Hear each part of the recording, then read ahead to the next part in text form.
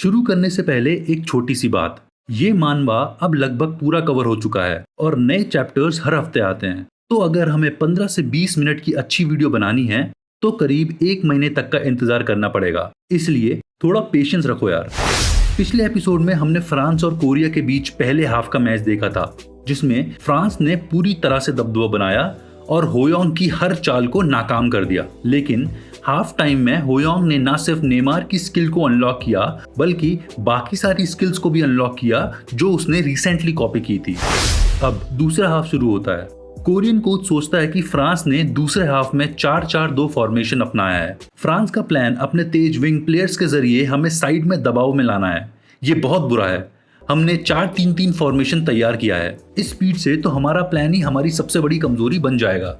असल में 4-3-3 फॉर्मेशन तब इस्तेमाल होता है जब कोई टीम डिफेंस से अटैक की ओर तेजी से ट्रांजिशन करना चाहती है, खासकर तब जब सामने वाली टीम बॉल खो देती है। लेकिन अगर दूसरी टीम विंग से अटैक करती है तो 4-3-3 की पूरी फॉर्मेशन टूट जाती है। मैदान पर साउथ कोरियन खिलाड़ी फ्रेंच प्लेयर्स की बॉडी प्रेस प्ले से भी जूझ रहे हैं। ऑडियंस की नज़र में ये मैच बराबरी का लग रहा है, लेकिन वो भी महसूस कर सकते हैं कि फ्रांस खेल पर हावी है। आखिरकार फ्रांस के पास मूसा है। अचानक हम देखते हैं कि होयोंग को बॉल मिलती है और जैसे हमेशा होता है मूसा तुरंत बॉडी प्रेस करता है ताकि होयोंग अपनी ड्रिबल टेक्निक इस्तेमाल ना कर सके। मूसा मुस्कुराकर सोचता है रेफरी मेरा प्ले नजरअंदाज कर रहा है। वो बॉर्डरलाइन शोल्डर चार्ज को भी जाने दे रहा है। हमें यह होम फील्ड एडवांटेज को पूरी तरह से इस्तेमाल करना होगा। लेकिन तभी मूसा हैरान हो जाता है। अब वो होयोंग पर दबाव नहीं बना पा रहा। वो सोचता है होयोंग गिर क्यों नहीं रहा है। दूसरी ओर होयोंग आत्मविश्वास से आगे बढ़ता है। अब वो मूसा के बॉडी प्रेस से डरता नहीं। मूसा सोचता है होयोंग इस बार कुछ अलग लग रहा है। पहले हाफ में तो वो ऐसे धक्के से गिर जाता था। फिर हम देखते हैं कि ये सब उस टैलेंट की वजह से है जो उसने ब्रेक में अनलॉक किया था, नेचुरल बॉर्न मसल्स। होयोंग सोचता है thanks to innate muscle talent मेरी मसल्स अब और भी स्ट्रांग हो गई है। अब मूसा होयोंग को कंट्रोल नहीं कर पा रहा। वो अपने हाथ और अपना पूरा शरीर होयोंग को रोकने के लिए लगा लेता है। लेकिन अब होयोंग मूसा के फिजिकल गेम से डरता नहीं। वो अपने टैलेंट्स का कॉम्बिनेशन इस्तेमाल करता है, genius football IQ, sharp predictive ability, ball control और मिडफील्ड वर्सेटैलिटी, और मूसा को ड्रिबल करके पार कर जाता है। मूसा गुस्से में हैरान रह जाता है, मैं इसे रोक क्यों नहीं पा रहा। आखिरकार होयोंग मूसा को पार करके निकल जाता है। फ्रेंच कोच चिल्लाता है बहुत आगे मत जा मूसा। होयोंग बहुत चालाकी से बॉल सियोक को पास कर देता है। मूसा हैरानी में सोचता है मैं तो होयोंग में ही उलझ गया था। अब सियोक सीधे गोलकीपर के सामने होता है। वो बॉल को हिट करता है और गोल मार देता है। इस गोल के साथ कोरिया ने दूसरे हाफ के बीच में स्कोर बराबर कर दिया। होयोंग मुस्कुराते हुए सोचता है मैंने खुद को एक बेट की तरह इस्तेमाल किया ताकि विरोधी की फॉर्मेशन टूटे। यही तो मैं ब्राजील में 2 साल से सीख रहा था। दूसरे हाफ के 30 मिनट तक अब हर कोई जान चुका है कि मूसा अब होयोंग को नहीं रोक पा रहा। कोच चिल्लाता है मूसा होश में आ, उसकी चालों में मत फंस। वो सोचता है जब मूसा सिर्फ होयोंग पर ध्यान दे रहा है तो हमारी फर्स्ट और थर्ड लाइन का प्रेशर कमजोर हो गया है। हाफ टाइम में ऐसा क्या हुआ, पूरा गेम 180 डिग्री पलट चुका है।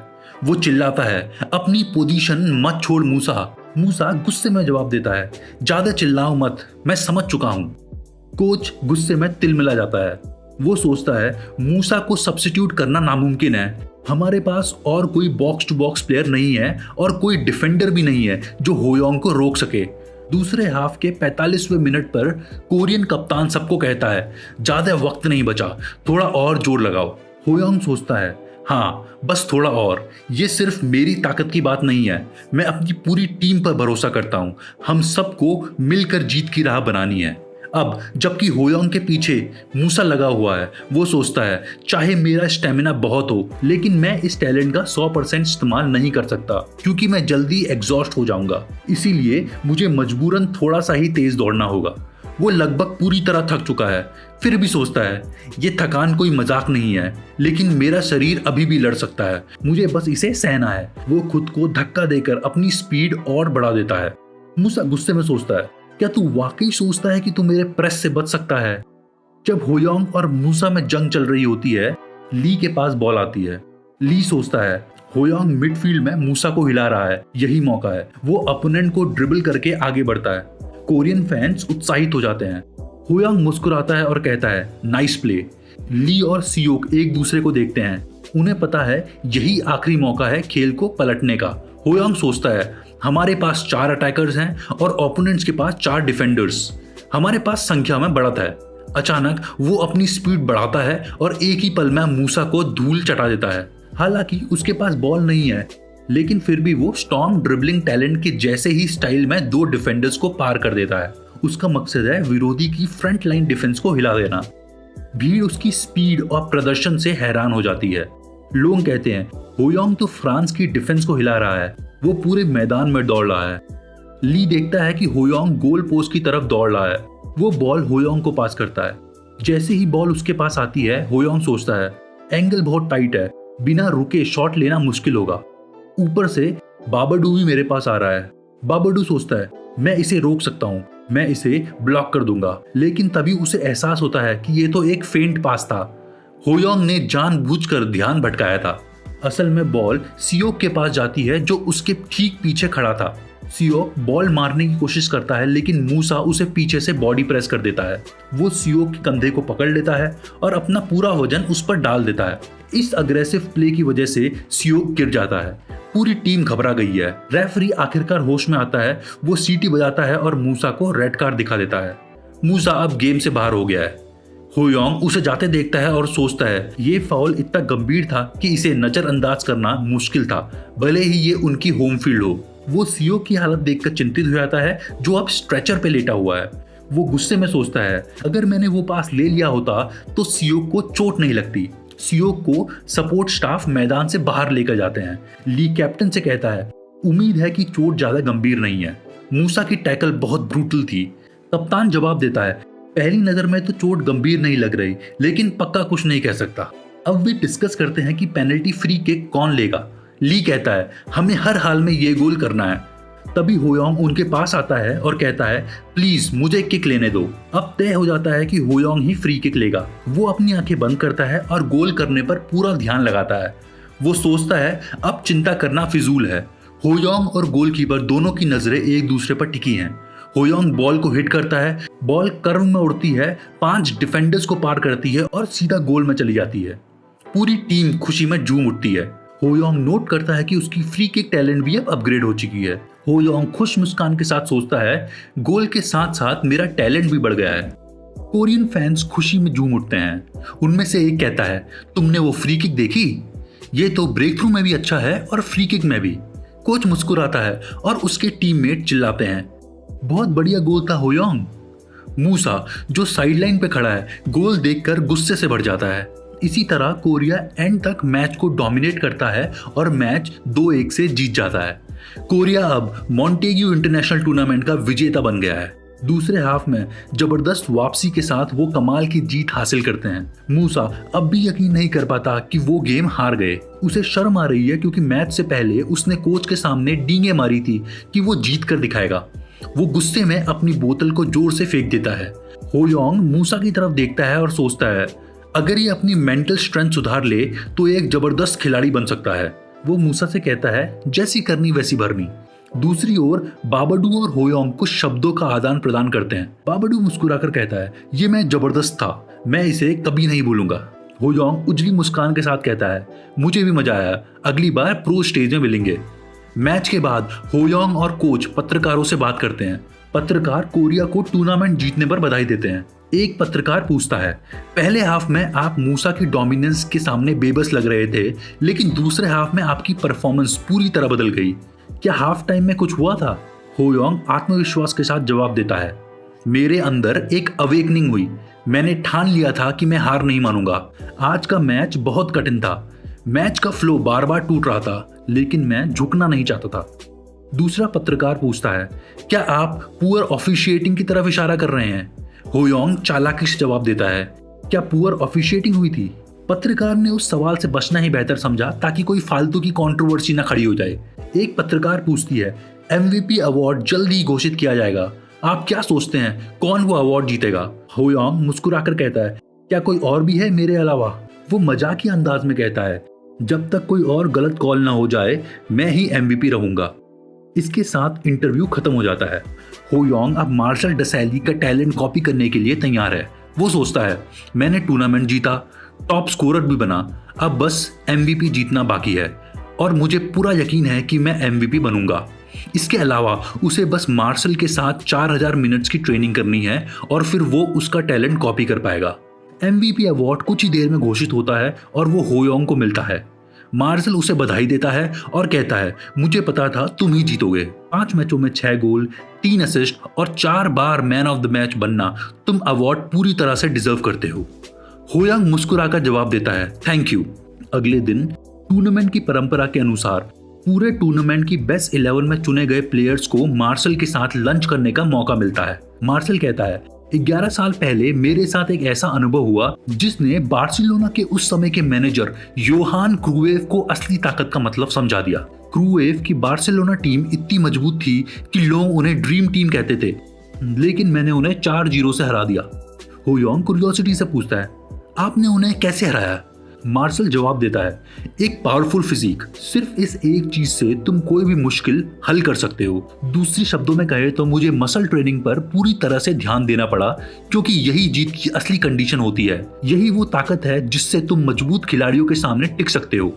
मार्शल होयोंग की तरफ देखते हुए सोचता है होयोंग में वो मेंटल फोर्टिट्यूड है जो उसे मूसा की उकसावे वाली हरकतों से प्रभावित नहीं होने देता। एक फुटबॉल खिलाड़ी के नाते मैं चाहता हूँ कि ये लड़का बिना डगमगाए लगातार आगे बढ़े, एक अडिग चट्टान की तरह। फिर मार्शल होयोंग से कहते हैं मैं तुम्हारे लिए चीयर कर रहा हूँ। होयोंग मुस्कुराकर जवाब देता है धन्यवाद। उसी दिन फ्रांस का इंटरनेट पूरी तरह से उबाल पर था। मूसा के व्यवहार को लेकर लोगों की राय बटी हुई थी। कुछ लोग बोले वो लड़का तो बस फिजिक का इस्तेमाल करना जानता है। कुछ लोग मूसा के किलर टैकल से रोमांचित थे, जबकि कुछ ने कहा मेरा खून खौल गया जब उसने पानी की बोतल फेंकी, जबकि गलती उसी की थी। लोग बोले मैच बहुत बायस था, उसे 2 बार और बाहर निकाल देना चाहिए था। कोच क्या कर रहा था, एक प्लेयर को भी कंट्रोल नहीं कर पाया। जब पब्लिक ओपिनियन में मूसा के एक्शंस को अनफॉरगिवेबल बताया जा रहा था, तब होयोंग को लेकर भी राय बटी हुई थी। लेकिन उसी रात मार्शल का इंटरव्यू रिलीज हुआ और जनता की सोच होयोंग के पक्ष में बदल गई। मार्शल ने कहा मूसा एक भटके हुए मेमने जैसा था जो खेल की भावना ही भूल गया। उसे ढील देने के बजाय उसके मूल्यों को कड़े डिसिप्लिन के जरिए सुधारने की जरूरत है। इसके विपरीत कोरिया का होयोंग शानदार स्पोर्ट्समैनशिप बनाए हुए रखा था। ऐसे खिलाड़ियों के बिना फुटबॉल की दुनिया में कोई तरक्की नहीं हो सकती। आखिरकार फ्रेंच फुटबॉल फेडरेशन मूसा को पेनल्टी लगाती है और अंडर 17 यूरोपियन चैंपियनशिप खेलने से रद्द कर देती है। इसी के साथ वो कोरिया में होने वाले अंडर 17 वर्ल्ड कप से भी डिस्क्वालीफाई हो जाता है। कोच डूरेंट और वो रेफरी जिसने लगातार गलत फैसले किए थे, दोनों पर अनुशासनात्मक कार्रवाई की जाती है। अगली सुबह पूरा साउथ कोरिया देश खुशी की जोश में डूबा हुआ है। लोग बहुत खुश है कि उनकी अंडर 16 नेशनल टीम ने फ्रांस को हरा दिया। वो कहते हैं कोरिया की अंडर 16 टीम कमाल की है और खासकर होयोंग, उसे फुटबॉल भी अच्छा आता है और वो हैंडसम भी है। वो तो एकदम परफेक्ट पैकेज है। पूरा देश एक पॉजिटिव मूड में है। होयोंग के माता पिता अपने बेटे की उपलब्धि से बेहद गर्वित और खुश हैं। अब वे बेसब्री से होयोंग के कोरिया वापस आने का इंतजार कर रहे हैं ताकि वो होयोंग के साथ इस उपलब्धि का जश्न मना सके। दूसरे हाफ के 10 मिनट बाद कोरियन कोच सोचते हैं कि इस हाफ में तो गेम पूरी तरह बदल गया है। जर्मनी ने अपना फॉर्मेशन 4-4-2 से बदलकर 3-5-2 कर लिया है, यानी अब उनके पास मिडफील्ड में 5 खिलाड़ी हैं। लगता है अब वो मिडफील्ड पर पूरा कंट्रोल लेना चाहते हैं। टॉलगर अब एक डिफेंसिव मिडफील्डर की तरह खेल रहा है। इसका मकसद डिफेंस को मजबूत करना और होयोंग के ब्रेक थ्रूज को रोकना है। और सबसे जरूरी बात, जैसे ही टोनी क्रूस मैदान में आया है, जर्मनी ने तेज अटैक करना शुरू कर दिया है। वो छोटे और एकदम एक्यूरेट पासेस से स्पेस बना रहा है। इससे अचानक होने वाले अटैक्स बढ़ गए हैं और गेम का टेम्पो तेज हो गया है। टोनी क्रूस की प्रिसाइज बिल्डअप की वजह से कोरियन डिफेंस जैसे खिलौना बन गई है। पूरा स्टेडियम उनकी परफॉर्मेंस को सांस रोककर देख रहा है। टोनी क्रूस बॉल को मुलर के सामने खाली जगह में पास करता है। मुलर आसानी से डिफेंडर को चकमा देता है और बॉल लेने के लिए दौड़ता है। कोरियन डिफेंडर थोड़ी देर के लिए सुस्त पड़ गया था। उसने ध्यान नहीं दिया और इसी का फायदा मुलर ने उठा लिया। अब बॉल मुलर के पास है, जो सीधे गोलकीपर के सामने खड़ा है। गोलकीपर टेंशन में है क्योंकि उसे पता है कि अब तो उसकी लग गई है। आखिरकार मुलर बॉल को हिट करता है और गोल कर देता है। जर्मनी का स्कोर 1-1 से बराबर हो जाता है। गेम फिर से शुरू की स्थिति में आ जाता है। अब साउथ कोरिया की टीम पैनिक करने लगती है। कोरियन कप्तान बदले हुए माहौल को देखकर परेशान है और सोच रहा है कि जर्मनी को कैसे रोका जाए। उसे वो प्ले याद आता है जब टोनी ने मुलर को उसके सामने खड़े होकर पास किया था।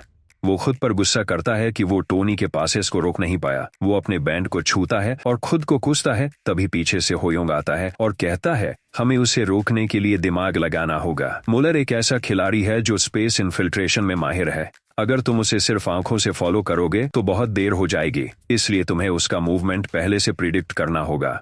कप्तान को होयोंग की बात समझ आ जाती है। वो उसके कंधे पर हाथ रखकर कहता है, हम तुम्हें पूरा सपोर्ट देंगे। गेम फिर से शुरू होता है। टोनी क्रूज के पास बॉल है। वो सोच रहा है कि वो उसकी टीम में बॉल किसको पास करे जो उसे गोल में तब्दील कर सकता है। दूसरी तरफ कोरियन कप्तान मुलर को बॉडी प्रेस कर रहा है। मुलर को तुरंत एहसास होता है कि कप्तान की चाल पहले से अलग है, तो वो खुद की मूवमेंट और कॉम्प्लिकेट कर देता है ताकि कप्तान प्रिडिक्ट ना कर सके। वो एक दिशा में जाने की कोशिश करता है। कप्तान सोचता है, मैं तेरी चाल पढ़ सकता हूँ, अब तू मुझे आसानी से पास नहीं कर पाएगा। लेकिन अचानक कप्तान को समझ आता है कि मुलर ने उसे चकमा दे दिया है और वो उल्टी दिशा में दौड़ गया है। जैसे ही कप्तान उसे पकड़ने भागता है, तभी एक और जर्मन खिलाड़ी कप्तान के सामने आकर स्क्रीन कर देता है। इसके साथ ही जर्मनी की टीम एक परफेक्ट स्विच प्ले करती है। टोनी इसी मौके का इंतजार कर रहा था और अब वो बॉल मुलर को पास कर देता है। मुलर बॉल को रिसीव करता है और डायरेक्ट किक से गोल कर देता है। जर्मनी अब 2-1 से गेम में लीड ले लेता है। होयोंग सोचता है, ये टोनी क्रूज का एक और असिस्ट था। वो हर स्थिति में मौका बना रहा है। हमें अपनी डिफेंस को और मजबूत करना होगा ताकि उसे रोका जा सके। लेकिन अगर मैं डिफेंस कवर करने लगूं तो मेरी स्टेमिना नहीं टिकेगी। मुझे अटैकिंग पर ही फोकस करना होगा। एक मौका जरूर आएगा। जर्मनी का कोच साइडलाइन से टीम की परफॉर्मेंस देखकर खुश है। वो सोचता है, मैं टेंशन में था कि गेम का क्या होगा, लेकिन अगर हम एक और गोल कर लें तो जीत पक्की हो जाएगी।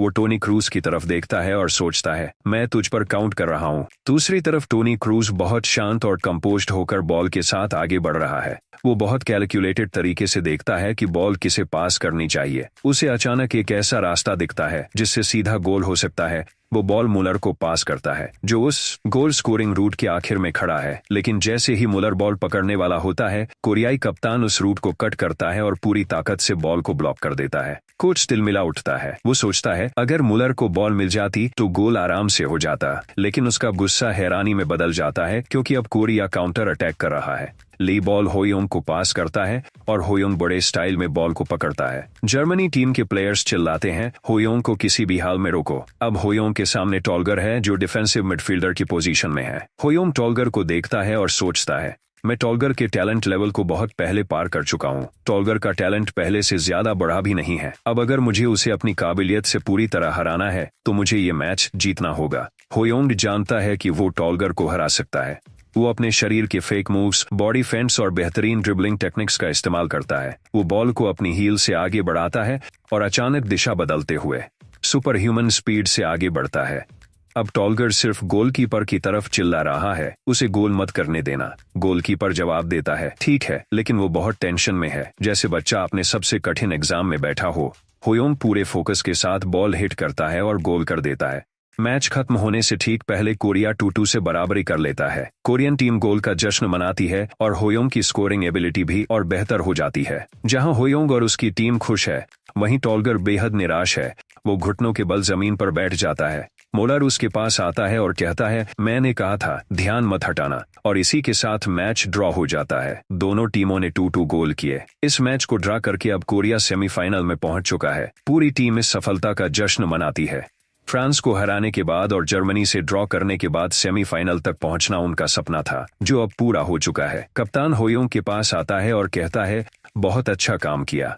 होयोंग जवाब देता है, मैंने तुम पर भरोसा किया था, मुझे पता था कि तुम मुलर को जरूर रोक लोगे। कप्तान कहता है, हालांकि क्रेडिट लेना अच्छा लगता है, लेकिन मैंने इसे किस्मत पर छोड़ दिया था। होयोंग मुस्कुराकर जवाब देता है, किस्मत भी एक स्किल होती है। अचानक टोनी क्रूज पीछे से आता है और होयोंग की तरफ देखकर अपनी शर्ट उतार देता है। वो मुस्कुराते हुए कहता है, बहुत अच्छा गेम था। होयोंग टोनी के इस जेस्चर से बहुत प्रभावित होता है। वो सोचता है, भले ही उसकी टीम का भविष्य अब अनिश्चित हो गया है, लेकिन वो हार को बहुत शांति और स्वीकृति से स्वीकार कर रहा है। क्या कमाल का इंसान है। मैं एक दिन इसके साथ एक ही टीम में खेलना चाहता हूँ। वो उत्साहित होकर टोनी से शर्ट एक्सचेंज करता है। बाद में फ्रांस ने आइवरी कोस्ट को हराकर दूसरा स्थान प्राप्त किया और ग्रुप ए से कोरिया और फ्रांस ने सेमीफाइनल्स में जगह बना ली और पावर हाउस जर्मनी बाहर हो गया। कोरिया और जर्मनी के बीच हुए मैच का man of the match Toni Kroos भी हो सकता था, जिसने 2 असिस्ट किए, या मुलर जिसने 2 लगातार गोल किए, लेकिन टेक्निकल कमेटी ने ये टाइटल होयोंग को दिया। अपने रूम में होयोंग अपना सिस्टम देख रहा है। उसने 3 खिलाड़ियों की टैलेंट्स पाने की शर्तें पूरी कर ली हैं। अब वो मैक्स की शार्प प्रिडिक्टिव एबिलिटी, मुलर का जीनियस लेवल फुटबॉल आईक्यू और टोनी क्रूज की precise and fast kick copy कर सकता है। होयोंग खुशी से झूम उठता है। वो सोचता है एक ही गेम में 3 ए लेवल टैलेंट्स मिलना अविश्वसनीय है। फिर वो खुद को शांत करता है और लेट जाता है। वो सोचता है ये काफी नहीं है, मैं अपना पहला इंटरनेशनल टूर्नामेंट चैंपियनशिप चाहता हूँ। कोरिया में होयोंग हर अखबार की फ्रंट पेज पर है। हर कोई इस खबर से बहुत उत्साहित है कि साउथ कोरियन अंडर 16 टीम ने ग्रुप ए में पहला स्थान हासिल किया है। होयोंग ने अभी तक 3 मैचों में 5 गोल किए हैं और उसका नाम अब टॉप स्कोरर की रेस में मुलर के साथ जुड़ चुका है। एक कोरियन आदमी न्यूज़पेपर स्टैंड पर यह खबर पढ़कर बहुत खुश दिख रहा है। वो सारे अखबार खरीद लेता है जिनमें कोरिया और होयोंग की उपलब्धियां छपी होती। वो सोचता है काश मेरे पास भी ऐसा बेटा होता। दूसरी ओर स्पेन में रियल मैड्रिड का scout Antonio head of youth development Michel से बात कर रहा है। मिशेल पूछता है मैंने तुम्हें कुछ अच्छे प्लेयर्स ढूंढने भेजा था और तुम बस एक 13 साल का बच्चा लेकर लौटे हो। क्या तुम्हें सच में लगता है कि ये बच्चा जिसका नाम होयोंग है फर्नांडो टोरेस के लेवल का है? जिसको नहीं पता, फर्नांडो टोरेस एक स्पेनिश फुटबॉलर है जो अपनी गोल स्कोरिंग एबिलिटी के लिए काफी फेमस था। मिशेल कहता है चाहे होयोंग के पैर कितने भी तेज क्यों ना हो, ये उस लेवल पर नहीं है जो हम चाहते हैं। एंटोनियो जवाब देता है बहस बंद करो और रिपोर्ट देखो। इसने ब्राजील की अंडर 15 फर्स्ट स्ट्रिंग टीम में खेला है जिसने इस साल ट्रेबल भी जीता। ऊपर से इसने कुल 40 गोल किए हैं। मिशेल ये आंकड़े सुनकर चौंक जाता है। एंटोनियो आगे कहता है साथ ही इसकी माँ शादी से पहले स्पेनिश नेशनलिटी रखती थी, इसलिए होयोंग को पुर्तगाली बोलनी आती है। वो जल्दी ही स्पेनिश भी सीख जाएगा। मिशेल कहता है बिल्कुल ये प्लेयर काफी अपीलिंग है, लेकिन मुझे होयोंग की परफॉर्मेंस पर रेगुलर रिपोर्ट्स चाहिए। एंटोनियो मुस्कुराते हुए सारी डिटेल्स देता है और कहता है ये टैलेंट वाकई रिक्रूट करने के लायक है, इस पर सारे क्लब्स की नजर है। मिशेल हल्की मुस्कान के साथ जवाब देता है जल्दबाजी मत करो, अगर वो फाइनल्स तक पहुंचता है तब बात करते हैं। एंटोनियो तेज मुस्कान के साथ कहता है तो फिर ये तय ही समझो, ये बच्चा जरूर फाइनल तक पहुंचेगा। ये बच्चा एक मॉन्स्टर है। कोरिया के ग्रुप मैच खत्म हो चुके हैं और अब उनका मैच जापान से है जो एक अलग ग्रुप की टीम है। मैदान में होयोंग सोचता है मुझे अच्छा फील हो रहा है, मौसम भी अच्छा है। वो जापान की टीम के एक्का को देखता है जिसका नाम शिंजी है। उसे 3 साल पहले की बात याद आती है जब कोरिया ने जापान की अंडर 13 टीम को हराया था। उस जीत के बाद शिंजी होयोंग के पास आया था और संकल्प लिया था कि अगली बार वो होयोंग को हराएगा। अब वो होयोंग के पास आता है और ठोस आवाज में कहता है मैंने कहा था इस बार मैं जीतूंगा। होयोंग गीगा चैट जैसी मुस्कान के साथ कहता है गुड लक। वो शिंजी की टैलेंट स्कैन करता है और देखता है कि एक स्पेशल कंडीशन लिखी है, ये एक फेटेड गेम है। अगर तुम जापान को 3 या उससे ज्यादा गोल से हराओ तो तुम शिंजी की पोटेंशियल हासिल कर सकते हो। होयोंग समझ नहीं पाता कि ये पोटेंशियल क्या चीज है। वो सोचता है मैंने इससे पहले कभी ये नहीं देखा। फिर सोचता है जो भी है मुझे बस गेम जीतने पर फोकस करना है। कोरिया बनाम जापान का मैच शुरू होता है। कमेंटेटर कहता है कुछ बहुत अजीब हुआ है। कोरिया ने गेम की शुरुआत एक डिफेंसिव फॉर्मेशन से की है जिसमें 4 डिफेंडर्स, 5 मिडफील्डर्स और सिर्फ एक फॉरवर्ड है। कई लोग उम्मीद कर रहे थे कि कोरिया एक अग्रेसिव अटैक करेगा। ये थोड़ा डिसअपॉइंटिंग है। कोरियन हेड कोच सोचता है सामने वाली टीम डिफेंस में बहुत स्पेशलाइज्ड है, हमें जीतने के लिए पक्की रणनीति अपनानी होगी। उसे याद आता है लॉकर रूम में होयोंग ने जब ये डिफेंसिव फॉर्मेशन स्ट्रेटेजी सुनी थी तो पूछा था क्या हम शुरुआत से पूरा जोर नहीं लगा सकते। कोच ने कहा था दूसरी टीम डिफेंस और काउंटर अटैक दोनों में एक्सपर्ट है, हमें बहुत सावधानी से खेलना होगा और डिफेंस पर फोकस करना होगा। उसने सियोक को आगे भेजा और होयोंग और ली को मिडफील्ड में साइड्स पर रखा। उसकी प्लानिंग थी कि शुरुआत में एनर्जी बचाकर फिर होयोंग और ली की मदद से पूरा गेम कंट्रोल किया जाए। इस तरह वे दूसरी टीम के तेज अटैक्स को रोक सकते थे। पहले हाफ में हम देखते हैं कि साउथ कोरिया के पास बॉल पोजीशन ज्यादा है। वो मैदान को चौड़ा कर रहे हैं लेकिन बहुत ज्यादा सतर्क हैं। जरा सा भी रिस्क हो तो वो बॉल पीछे पास कर दे रहे हैं। क्राउड गुस्से में है, लोग चिल्ला रहे हैं अटैक करो, क्योंकि गेम बहुत बोरिंग हो गया है। हर कोई साउथ कोरियन टीम को बू कर रहा है क्योंकि वो बहुत डिफेंसिव खेल रही है। होयोंग एक पल के लिए चौंक जाता है। उसे लगता है कि क्राउड उसे ही बू कर रही है।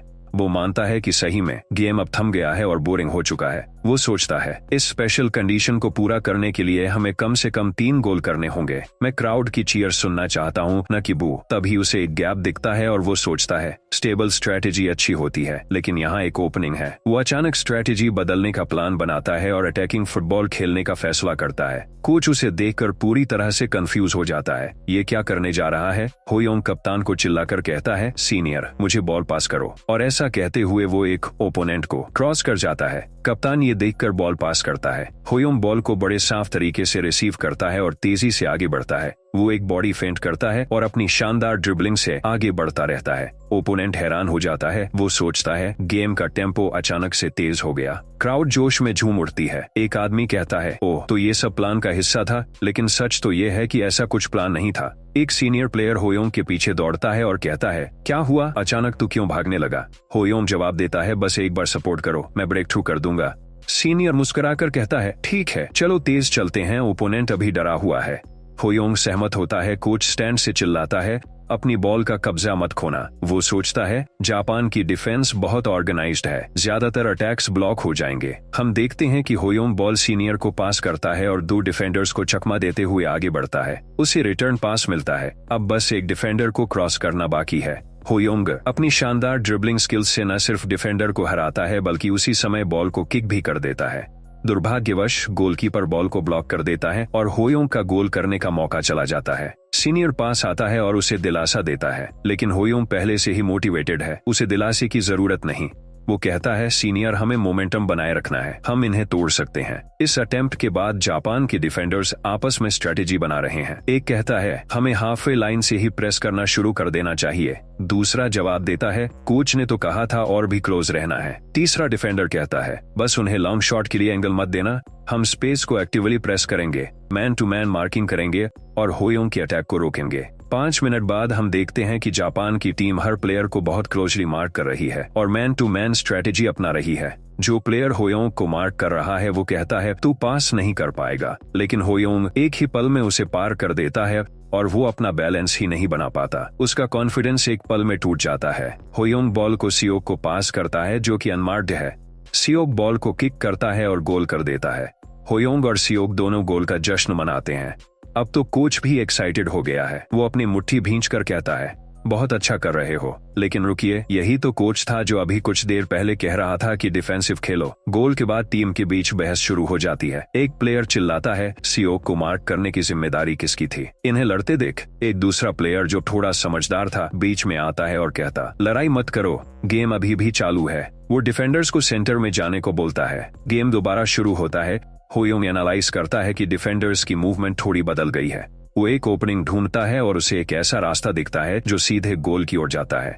वो ली से आई कांटेक्ट करता है और बॉल लेकर तेजी से आगे बढ़ता है। एक ओपोनेंट होयोंग के पास आता है उसे रोकने के लिए, लेकिन होयोंग बॉल ली को पास कर देता है। ली बॉल के साथ आगे बढ़ता है और फिर सियोक को पास करता है। हम देखते हैं कि जापान अब भी मैन टू मैन मार्किंग कर रहा है। सियोक फिर से बॉल को किक करता है और एक और गोल कर देता है। ये उसका लगातार दूसरा गोल है। कमेंटेटर सियोक के बैक टू बैक गोल्स की तारीफ करता है। दूसरा कमेंटेटर ली के शांत और कंपोज्ड असिस्ट की तारीफ करता है। वो होयोंग के क्विक बर्स्ट और शानदार रन की भी तारीफ करता है। क्राउड पागल हो रही है। लोग खुश हैं कि उन्होंने इस मैच का टिकट लिया। एक आदमी कहता है, ये तो फ्रांस वर्सेस जर्मनी से भी ज्यादा मजेदार है, मुझे ऐसे इंटेंस मैचेस बहुत पसंद हैं। दूसरी ओर एक ओपोनेंट होयोंग को घूरते हुए बुरी तरह हाँफ रहा है। वो होयोंग को गाली देता है और सोचता है, ये लड़का तो शैतान है। पहला हाफ खत्म होता है और टीम लॉकर रूम में लौट जाती है।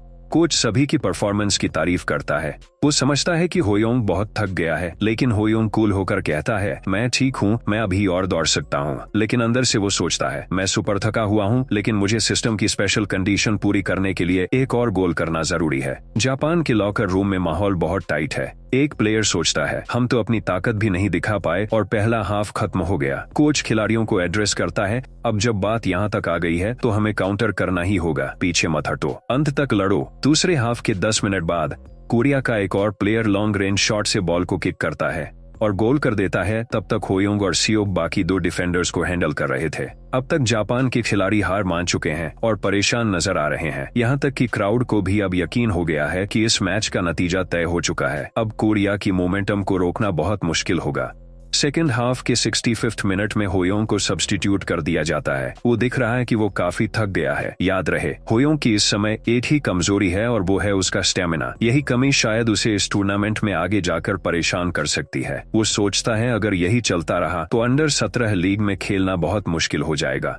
इसी के साथ मैच खत्म होता है और कोरिया जापान को 3-0 से हरा देता है। मैच खत्म होने के बाद होयोंग शिंजी से सिंपल और डेलिकेट बॉल टच की टैलेंट हासिल करता है। वो सोचता है शिंजी की स्किल्स अगली बार जरूर और बेहतर होंगी। अभी भले ही वो बी क्लास प्रोस्पेक्ट है, लेकिन कुछ सालों में वो ए क्लास प्रोस्पेक्ट बन जाएगा। लेकिन होयोंग का असली फोकस उस टैलेंट पर है जो उसने स्पेशल कंडीशन पूरी करके हासिल किया है। इसका नाम है पोटेंशियल बी। ये टैलेंट अपने आप उसकी सारी B- लेवल टैलेंट्स को B+2 लेवल पर अपग्रेड कर देगा। होयोंग इस पोटेंशियल टैलेंट को पाकर बहुत संतुष्ट है। इसी दौरान पूरी टीम लॉकर रूम की तरफ जा रही होती है, लेकिन अचानक एक शख्स उनके सामने आकर खड़ा हो जाता है और गुड गेम कहता है, वो भी एक विदेशी भाषा में। सभी खिलाड़ी चौंक जाते हैं। वो आपस में पूछते हैं, इसने क्या कहा? ये कौन है? इसने किस भाषा में बात की? होयोंग हैरानी में सोचता है, ये तो फ्रेंच लेजेंड मार्सेल डेसेली हैं। ये ले ब्लूज के सदस्य हैं, जो फ्रांस की नेशनल फुटबॉल टीम का निकनेम है। यही टीम थी जिसने फ्रांस को वर्ल्ड कप जितवाया था। बाद में मार्सेल चेल्सी के कप्तान भी बने और अब वो इस टूर्नामेंट के एम्बेसडर हैं। उनका निकनेम है रॉक और वो अपनी जबरदस्त टफनेस और ऐसी फिजिकल प्रोवेस के लिए जाने जाते हैं जो इंसानी हद के करीब है। वो 1990s एंड 2000s के टॉप डिफेंडर में से एक रहे हैं। होयोंग मुस्कुराते हुए सोचता है, मेरी किस्मत कितनी बढ़िया है। अगर मुझे मार्सेल का फिजिक मिल जाए तो मैं अपनी कमजोरी जो स्टेमिना है उसे ठीक कर सकता हूँ। लेकिन लेजेंड तो लेजेंड होता है। इनकी कंडीशन बहुत मुश्किल होगी। उसे पता है कि वो 18 साल की उम्र से पहले टी लेवल टैलेंट नहीं हासिल कर सकता। उसे एस लेवल टैलेंट के लिए एक हिडन कंडीशन पूरी करनी होगी और ये हिडन कंडीशन तभी खुलेगी जब वो मार्सेल से कम एक टैलेंट हासिल करेगा। बाकी टैलेंट्स पाने के लिए उसे ये सब करना होगा। ये टूर्नामेंट जीतना, टॉप स्कोरर बनना, मोस्ट वैल्यूएबल प्लेयर चुना जाना, 4000 मिनट तक स्ट्रेंथ ट्रेनिंग करना और मार्सेल से गाइडेंस लेना। होयोंग सोचता है, मैं ये सब हासिल कर पाऊंगा या नहीं, ये सब फाइनल मैच पर निर्भर करता है। ये बहुत रेयर मौका है। मुझे शायद उससे बात करनी चाहिए। मुझे थोड़ा बहुत इंग्लिश आती है। बिना ज्यादा सोचे वो आगे बढ़ता है और मार्सेल को ग्रीट करता है। मार्सेल मुस्कुराकर कहता है, तुम बहुत अच्छे खिलाड़ी हो। मैंने गेम का आनंद लिया। वो सोचता है, हालांकि गोल सबसे ज्यादा सियोक ने किए, लेकिन सबसे प्रभावशाली खिलाड़ी होयोंग था। अंडर 16 लेवल पर इसने प्रोफेशनल जैसा परफॉर्मेंस दिया। मुझे लगता है यह प्रो लेवल तक पहुंच चुका है। होयोंग कहता है, आपसे मिलकर सम्मानित महसूस कर रहा हूं। मार्सेल जवाब देता है, तुम मुझे जानते हो? होयोंग प्यारी मुस्कान के साथ कहता है, बिल्कुल, आप जॉन टेरी के मेंटर हो। मैं चेल्सी का बड़ा फैन हूँ। मार्सेल हैरान रह जाता है। वो होयोंग के गालों को हल्के से खींचता है और कहता है, तुम्हें काफी कुछ पता है। मैंने नहीं सोचा था कि तुम मेरा चेहरा पहचान लोगे। वो होयोंग के सिर पर हाथ रखता है और कहता है, अवार्ड सेरेमनी में तुमसे फिर मिलूंगा। लॉकर रूम में होयोंग चैन की सांस लेता है। बाकी टीममेट्स उसके आसपास आकर कहते हैं, तू तो कमाल का इंग्लिश बोलता है यार, तू कितना कूल लग रहा था। होयोंग सोचता है, सच कहूं तो मैंने कभी इंग्लिश सीखी नहीं, लेकिन मेरी स्किल्स अपने आप काफी बेहतर हो गई हैं। अगर मैं मोनिका का लैंग्वेज टैलेंट ले सका तो मैं स्पेनिश भी सीख जाऊंगा। इससे यूरोप जाना और आसान हो जाएगा। सियोक मजाक में कहता है, होयोंग, अगले मैच में तू ओपोनेंट्स की टैक्टिक्स चुपचाप सुन लेना। कप्तान हैरानी से कहता है, पागल है क्या? अगला ओपोनेंट फ्रांस है। वो इंग्लिश नहीं फ्रेंच बोलते हैं। अब हम देखते हैं कि कोरियन टीम फाइनल्स में पहुंच चुकी है और उनका मुकाबला फ्रांस से है। हर तरफ आर्टिकल्स छपे हैं। अगर फ्रांस जीते तो बदला पूरा होगा और अगर कोरिया जीते तो ये उनका पहला चैंपियनशिप होगा। होयोंग के माता पिता स्क्रीन से चिपके हुए हैं। टूर्नामेंट की हर अपडेट को खुशी से देख रहे हैं। जैसे जैसे ये फेटेड रीमैच पास आता है, कोरियन फुटबॉल फैंस के दिलों में फिर से जोश की आग जल उठती है। फ्रांस में रात हो चुकी है और अब फाइनल गेम शुरू होने वाला है। मैदान में हर खिलाड़ी का नाम बड़े स्क्रीन पर बोला जा रहा है। हम पहली बार फ्रांस के नंबर 7 को देखते हैं, जो पिछले मैच में कोरिया के खिलाफ नहीं खेल पाया था क्योंकि वो इंजर्ड था। उसका नाम है मूसा सिसोको। वो फ्रेंच टीम का इक्का है। जैसे ही उसका नाम लिया जाता है, क्राउड पागल हो उठती है। हम तुम्हारा इंतजार कर रहे थे। फ्रांस को तुम्हारी जरूरत है। अब कोरियन टीम का नंबर 7 बोला जाता है। ये है होयोंग। फ्रेंच कोच सोचता है, इसे ही सबसे ज्यादा संभालना होगा। हर कोई अब इस फाइनल गेम को देखने के लिए तैयार है। होयोंग और मूसा एक दूसरे से हाथ मिलाते हैं। दोनों की आंखों में मुकाबले की आग है। मैच शुरू होता है। क्राउड जोश में चिल्लाती है। मूसा एक कोरियन प्लेयर पर ऐसा बॉडी प्रेशर प्रेशर डाल रहा है, जैसे एक बब्बर शेर किसी बिल्ली पर हमला कर रहा हो। होयोंग उसे देखकर सोचता है, मूसा तो मेरी सोच से भी कहीं ज्यादा बड़ा है। टीवी पर जो देखा था ये उससे कहीं हट्टा कट्टा है, एकदम मॉन्स्टर जैसा। अपनी गजब की स्टेमिना और थकान रहित फिजिक के दम पर वो पूरे मैदान पर अपनी मौजूदगी जाहिर कर रहा है। वो एक बॉक्स टू बॉक्स मिडफील्डर है जो अपने नेचुरल एथलेटिक एबिलिटी से पूरा मिडफील्ड कवर करता है। उसकी टैलेंट्स को कॉपी करने की कंडीशंस हैं। 45 मिनट तक उसके साथ football Khelo, man of the match बनो और एक गोल करो। वो मैदान पर ऐसे घूम रहा है जैसे किसी कार का वाइपर बर्फ साफ कर रहा हो। हर बार जब कोरियन प्लेयर उसे चैलेंज करता है वो उसे धक्का देकर पीछे कर देता है। लेकिन मूसा की भी अपनी कमजोरी है।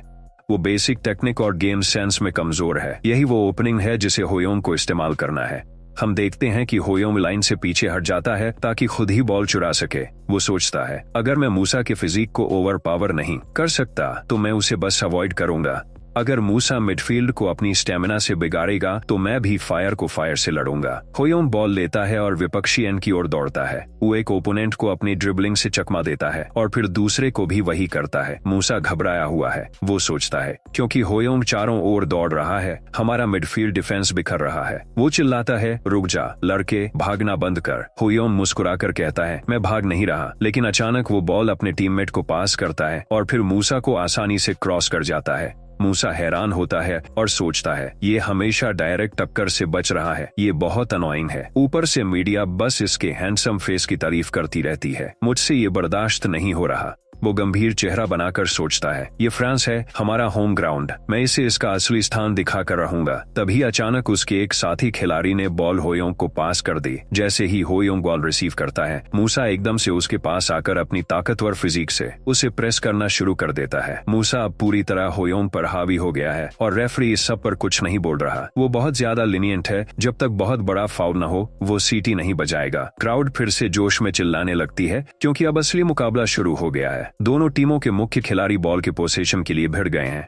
इसी टक्कर में होयोंग को जोर से धक्का लगता है और वो जमीन पर गिर जाता है। वो सोचता है, ना मैं शॉट ले पा रहा हूँ, ना ब्रेक थ्रू कर पा रहा हूँ। जहाँ भी जाता हूँ ये मूसा मुझे बॉडी ब्लॉक करता है। इतनी भारी मार्किंग में खेलना बहुत मुश्किल है, लेकिन यही खेल की सच्चाई है। किसी और को दोष नहीं दे सकता। ये मेरी खुद की कमजोरी है कि मैं ताकत का फर्क पार नहीं कर पा रहा। इसके बाद जब भी मूसा होयोंग के सामने आता है, होयोंग का शरीर अपने आप टेंशन में आ जाता है। पहले हाफ के 40 मिनट में वो सिर्फ एक शॉट और एक ब्रेक थ्रू कर पाया, और वो भी गोल में नहीं बदले। फ्रांस कोच मुस्कुराता है और सोचता है, हमारी स्ट्रेटेजी पूरी तरह काम कर रही है। इस रफ्तार से तो वो बॉल का पोजीशन तक नहीं रख पा रहा। अगर उसकी खासियत ड्रिबलिंग है तो बस हमें उसकी ड्रिबलिंग रोकनी है। तो अब मैच में जब भी होयोंग ड्रिबल करने की कोशिश करता है, मूसा उसे बॉडी प्रेस करके बॉल छीन लेता है। होयोंग सोचता है, मुझे ये गेम जीतना है, मुझे अपना बेस्ट देना है। उसे कोच कार्लो की सीख याद आती है, जब तुम्हारा शरीर डर कर खेले तो तुम्हें दिमाग से आक्रामक बनना होगा। होयोंग गहरी सांस लेता है और सोचता है, फिलहाल बस सहना पड़ेगा जब तक सही मौका ना आए। 43rd मिनट में फ्रेंच टीम कोरिया के खिलाफ पहला गोल कर देती है।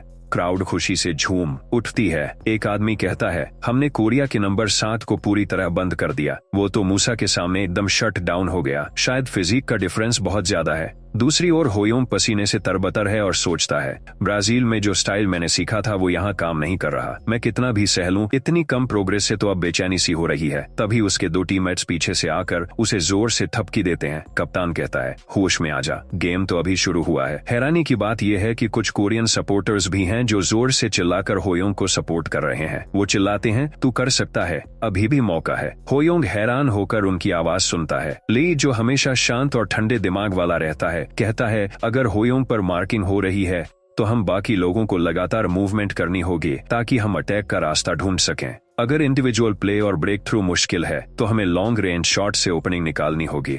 होयोंग मुस्कुराता है और सोचता है, ये पहली बार नहीं है जब मैं किसी दीवार से टकराया हूँ। पूरी टीम अब नए स्ट्रेटेजी के साथ पूरा जोश लेकर दोबारा पटरी पर लौट आई है।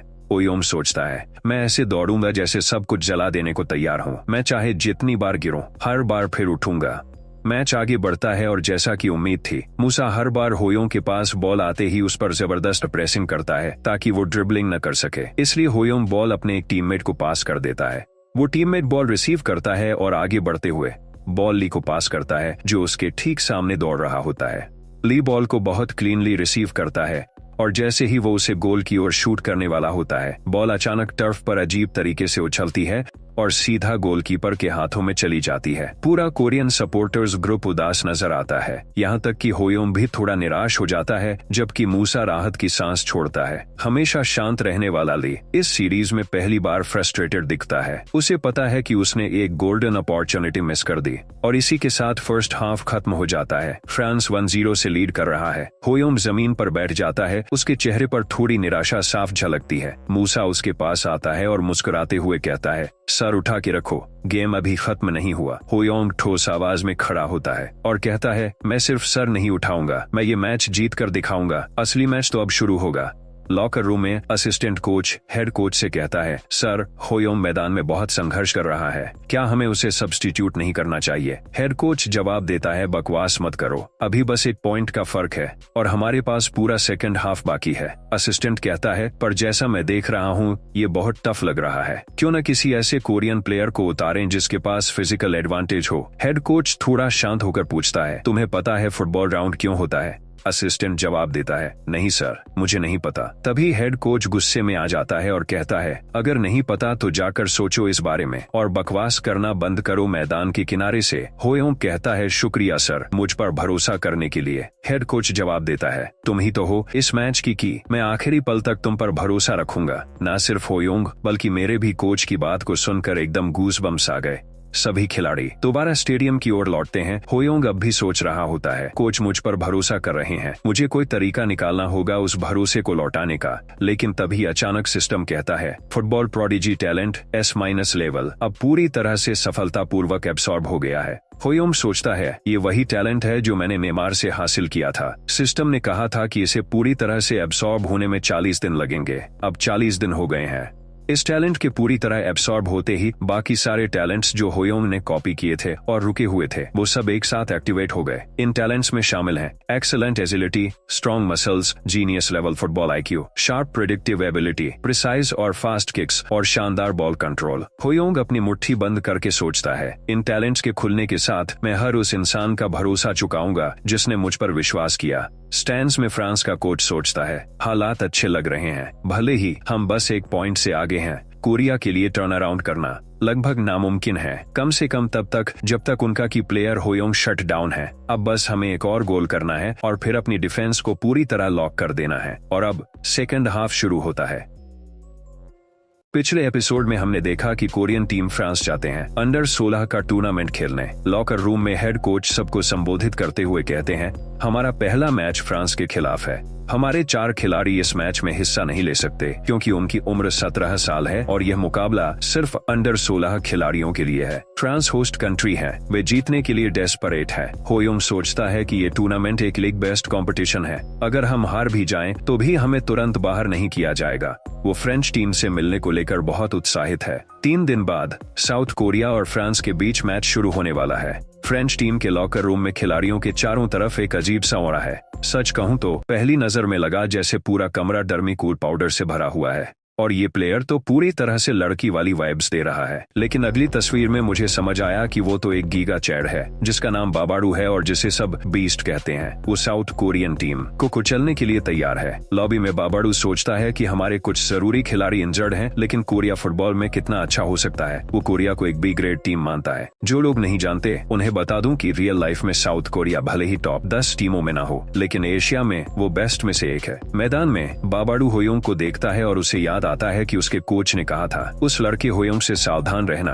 उसने ब्राजील में अपना नाम बनाया है। बाबाडू उस सोच को झटक देता है कि एक अकेला खिलाड़ी कितना फर्क डाल सकता है। दुनिया भर से आए सारे स्काउट्स के सामने बेहतर होगा कि वो इस मैच के अंत तक रोने ना लगे। इसी के साथ टूर्नामेंट का पहला मैच शुरू होता है। बाबाडू सोचता है कि हमारी टीम 4-3-3 फॉर्मेशन में सेट है और उनकी टीम 4-4-2 में। उनके 2 फॉरवर्ड्स हैं, होयोंग और हेनजुन। दोनों टीमें एक दूसरे के खिलाड़ियों को जांचती हैं और फिर मैच शुरू होता है। 15 मिनट तक गेम बराबरी पर चलता है, लेकिन अब धीरे धीरे मैच फ्रांस के फेवर में झुकने लगता है। फ्रांस मिडफील्ड पर डोमिनेट कर रहा है। बाबाडू होयोंग को देखता है और सोचता है ये पहले 15 मिनट में तो ढंग से बॉल कंट्रोल भी नहीं कर पाया, इसमें कुछ खास नहीं है। कोच ने शायद इसे ज्यादा ही ओवर हाइप कर दिया। वो गुस्से में सोचता है, साउथ कोरिया जैसे देश का वर्ल्ड कप सेमीफाइनल्स तक पहुंच जाना एक मजाक है। जो टीमें लक पर भरोसा करती हैं वो मुझे बहुत एनॉय करती हैं।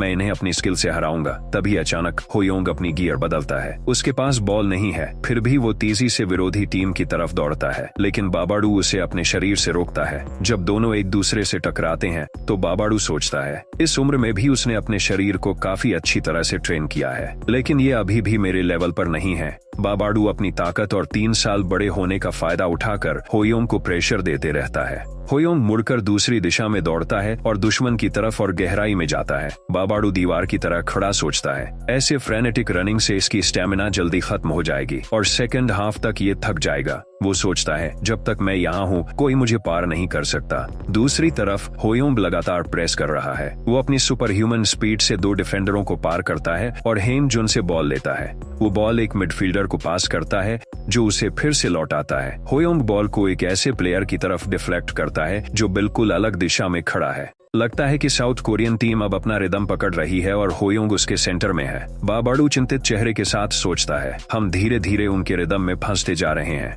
होयोंग ओपोनेंट को बहुत आसानी से बॉडी फेंट करता है जो उसे लगातार मार्क कर रहा था। व्यूअर्स कहते हैं होयोंग की ऑफ द बॉल मूवमेंट बहुत इंप्रेसिव है। अब गुस्से में बाबाडू चिल्लाता है, होयोंग पास देना बंद करो और सीधे टक्कर लो। होयोंग 1 सेकंड के लिए बाबाडू को घूरता है, फिर उसे पूरी तरह इग्नोर कर देता है, जैसे मेरी स्कूल वाली क्रश ने मेरे साथ किया था। ली को बॉल मिलती है और वो देखता है कि होयोंग 2 खिलाड़ियों के बीच की गैप में है। वो बॉल होयोंग को पास करता है। होयोंग बहुत ही क्लीन तरीके से बॉल को रिसीव करता है और अपनी स्टॉर्म ड्रिबलिंग टेक्निक से एक ही पल में 3 डिफेंडरों को पार कर जाता है। व्यूअर्स चौंक जाते हैं क्योंकि ये पहली बार है जब उन्होंने फ्रांस में होयोंग की ये स्किल देखी है। इस प्ले ने विरोधियों की सांसें रोक दी। पहली बार उन्हें असली खतरा महसूस हुआ। बाबाडू अब पूरा फोकस्ड है, वो अपने जोन में है। वो होयोंग के अटैक को रोकने और स्काउट्स को इम्प्रेस करने के लिए तैयार है, लेकिन अगले ही पल होयोंग, जो अब भी अपनी स्टॉर्म ड्रिबलिंग टेक्निक का इस्तेमाल कर रहा है, एक फ्लैश की तरह आता है और बाबाडू को पीछे छोड़ देता है। बाबाडू हैरान रह जाता है, वो समझ ही नहीं पाता कि अभी उसके साथ हुआ क्या। वो हैरानी में पीछे देखता है और होयोंग, जो अब गोलकीपर के सामने है, बॉल को किक करता है और गोल कर देता है। क्या तुमने कभी किसी ऐसे इंसान से मुलाकात की है जिसे देखकर लगा हो कि ये तो तुम्हारे लेवल पर ही नहीं है और फिर कुछ ही मिनटों में उसने वो भ्रम पूरी तरह तोड़ दिया हो? उस समय तुम्हें कैसा महसूस हुआ था? इस बार यही रियलिटी चेक बाबाडू को मिलता है। पहले हाफ के खत्म होने से ठीक पहले पूरी फ्रांस की टीम पसीने से भीग रही है। टीम का मैनेजर सोचता है कि सेकंड हाफ के लिए हमें अपनी टैक्टिक्स बदलनी होंगी। हमें मिडफील्ड प्ले से हटकर साइड प्ले की तरफ जाना होगा। साइड प्ले को विंग प्ले भी कहा जाता है, जैसे एक पक्षी अपने पंखों से बीच से नहीं बल्कि किनारों से हमला करता है। अब वे कोरियन टीम पर बाहर से दबाव बना रहे हैं ताकि अटैक के लिए कोई ओपनिंग मिल सके। हम देखते हैं कि फ्रेंच प्लेयर्स कोरियन प्लेयर्स पर जोरदार बॉडी प्रेसिंग कर रहे हैं और हर दिशा से प्रेशर डाल रहे हैं। किम, जो कोरियन टीम का कैप्टन है, सोचता है इस रफ्तार से तो वे पूरा स्पेस ही डोमिनेट कर लेंगे। अचानक कैप्टन देखता है कि एक फ्रेंच प्लेयर ने प्रेशर की वजह से मिली ओपनिंग का फायदा उठाया और बॉल सफलतापूर्वक पा ली। वो प्लेयर बॉल को जोर से किक करता है, लेकिन सौभाग्य से गोलकीपर ने उसे गोल बनने से रोक लिया। गोलकीपर बॉल को जोर से लॉन्ग रेंज शॉट के साथ किक करता है। जो प्लेयर बॉल की मोशन को ध्यान से देख रहे हैं, वे जानते हैं कि अब ये एक एरियल ड्यूल बनने वाली है। इसे ध्यान में रखते हुए कोरियन टीम का फॉरवर्ड प्लेयर हेन जुन ऊंचा कूदता है, हेडर का इस्तेमाल करता है और बॉल होयोंग को पास करता है। होयोंग बॉल को रिसीव करता है और अपनी डरावनी ऑरा के साथ विपक्षी गोल पोस्ट की तरफ देखता है। गोल पोस्ट के ठीक सामने बाबाडू खड़ा है, जो फ्रांस की अंडर 16 टीम का सबसे बेहतरीन डिफेंडर है और वो डरा हुआ है। वो अपनी आंखें बंद कर लेता है, ठीक वैसे ही जैसे मैं डरावनी फिल्में देखते वक्त करता हूँ। बाबाडू सोचता है, मैं अभी डर नहीं सकता, मैं उसे नहीं जाने दे सकता, मुझे इसे ब्लॉक करना ही होगा। अगर वो मुझे पार कर गया तो सब खत्म हो जाएगा। वो देखता है कि होयोंग पूरे जोश के साथ उसकी तरफ आ रहा है। होयोंग तेज निगाहों से बाबाडू के दाईं और खड़े ली की तरफ देखता है और बॉल उसे पास कर देता है। ली बहुत क्लीनली बॉल रिसीव करता है, जबकि बाबाडू पसीने पसीने हो रहा है। सोचता है होयोंग ने बॉल पास कर दी और मेरे साथ 1-on-1 नहीं किया। दूसरी तरफ ली बॉल को शूट करता है और गोल कर देता है। कोरियन टीम अपना दूसरा गोल सेलिब्रेट करती है। होयोंग और ली इस कॉम्बो प्ले को देखकर खुश हैं। वहीं दूसरी ओर बाबाडू पूरी तरह टूट चुका है। होयोंग अपनी सिस्टम स्क्रीन देखता है। बाबाडू की टैलेंट को हासिल करने की शर्त पूरी हो गई है। बाबाडू की टैलेंट हासिल करने के लिए होयोंग को उसके खिलाफ एक मैच खेलना था। उसे सफलतापूर्वक ड्रिबलिंग से पार करना था और कम से कम एक गोल या असिस्ट रिकॉर्ड करना था। जो टैलेंट होयोंग ने अब कॉपी की है वो है बाबाडू की स्ट्रॉन्ग मसल्स। होयोंग ने ये टैलेंट इसलिए चुनी क्योंकि उसे वो अफवाह याद थी जिसमें कहा गया था कि मेडिकल टेस्ट के दौरान बाबाडू इतना ताकतवर था कि उसने इक्विपमेंट तक तोड़ दिए थे। होयोंग जैसा कि स्वभाव से अच्छा है, बाबाडू का मनोबल बढ़ाने की कोशिश करता है, लेकिन बाबाडू गुस्से से भरे चेहरे के साथ उसे इग्नोर करके वहां से चला जाता है। इसके बाद मैच पूरी तरह नेक ऑन नेक चला, लेकिन सेकंड हाफ के 67वें मिनट में सियोक ने कोरियन टीम के लिए तीसरा गोल कर दिया। एक जबरदस्त हेडर के साथ होयोंग को सब आउट कर दिया गया ताकि उसकी स्टेमिना बचाई जा सके। ब्राजील में उसने दोनों हाफ मिलाकर केवल 80 मिनट खेले थे। पूरा 90 मिनट खेलना उसके लिए अभी थोड़ा ज्यादा है और उसे कल के मैच के लिए भी तैयार रहना है। पूरे स्टेडियम ने कोरियन टीम को बू किया क्योंकि उन्होंने फ्रांस को उनके अपने घर में ही 3 गोल मार दिए हैं। 88 मिनट तक फ्रांस ने 2 कमबैक गोल्स कर दिए, लेकिन फाइनल स्कोर 3-2 रहा और इसी से कोरिया ने फ्रांस के खिलाफ पहली जीत हासिल की। होयोंग स्टैंड्स में बैठकर ध्यान से मैच को एनालाइज करता है। वो सोचता है सेकंड हाफ बहुत टफ था। मेरी और हमारी नेशनल टीम की सबसे बड़ी कमजोरी है स्टेमिना। कल हमारा मैच है कोट डिवोर से, जो वेस्ट अफ्रीका का देश है, और उसके अगले दिन मैच है जर्मनी से। हमें खुद को अपनी पूरी सीमा तक धकेलना होगा। होयोंग टीम के पास जाता है और सबकी मेहनत की तारीफ करता है। स्टैंड्स में फ्रेंच मैनेजर और प्लेयर्स का मूड खराब है। कोच सोचता है कितना सिरदर्द है, मैंने तो सोचा था आज का मैच हमारी जेब में है। एक होस्ट कंट्री होने के नाते हमें कम से कम फाइनल तक पहुंचना ही होगा। मैंने सुना था कि होयोंग अभी अभी कोरियन टीम में शामिल हुआ है, लेकिन उसका अपनी टीम के साथ लिंक अप प्ले तो एकदम परफेक्ट है। वो तो एक डार्क हॉर्स है जिसकी मुझे कोई उम्मीद नहीं थी। उसके पास जो स्किल है उसे देखकर लगता है कि वो अकेले दम पर पूरी टीम को फाइनल तक पहुंचा सकता है।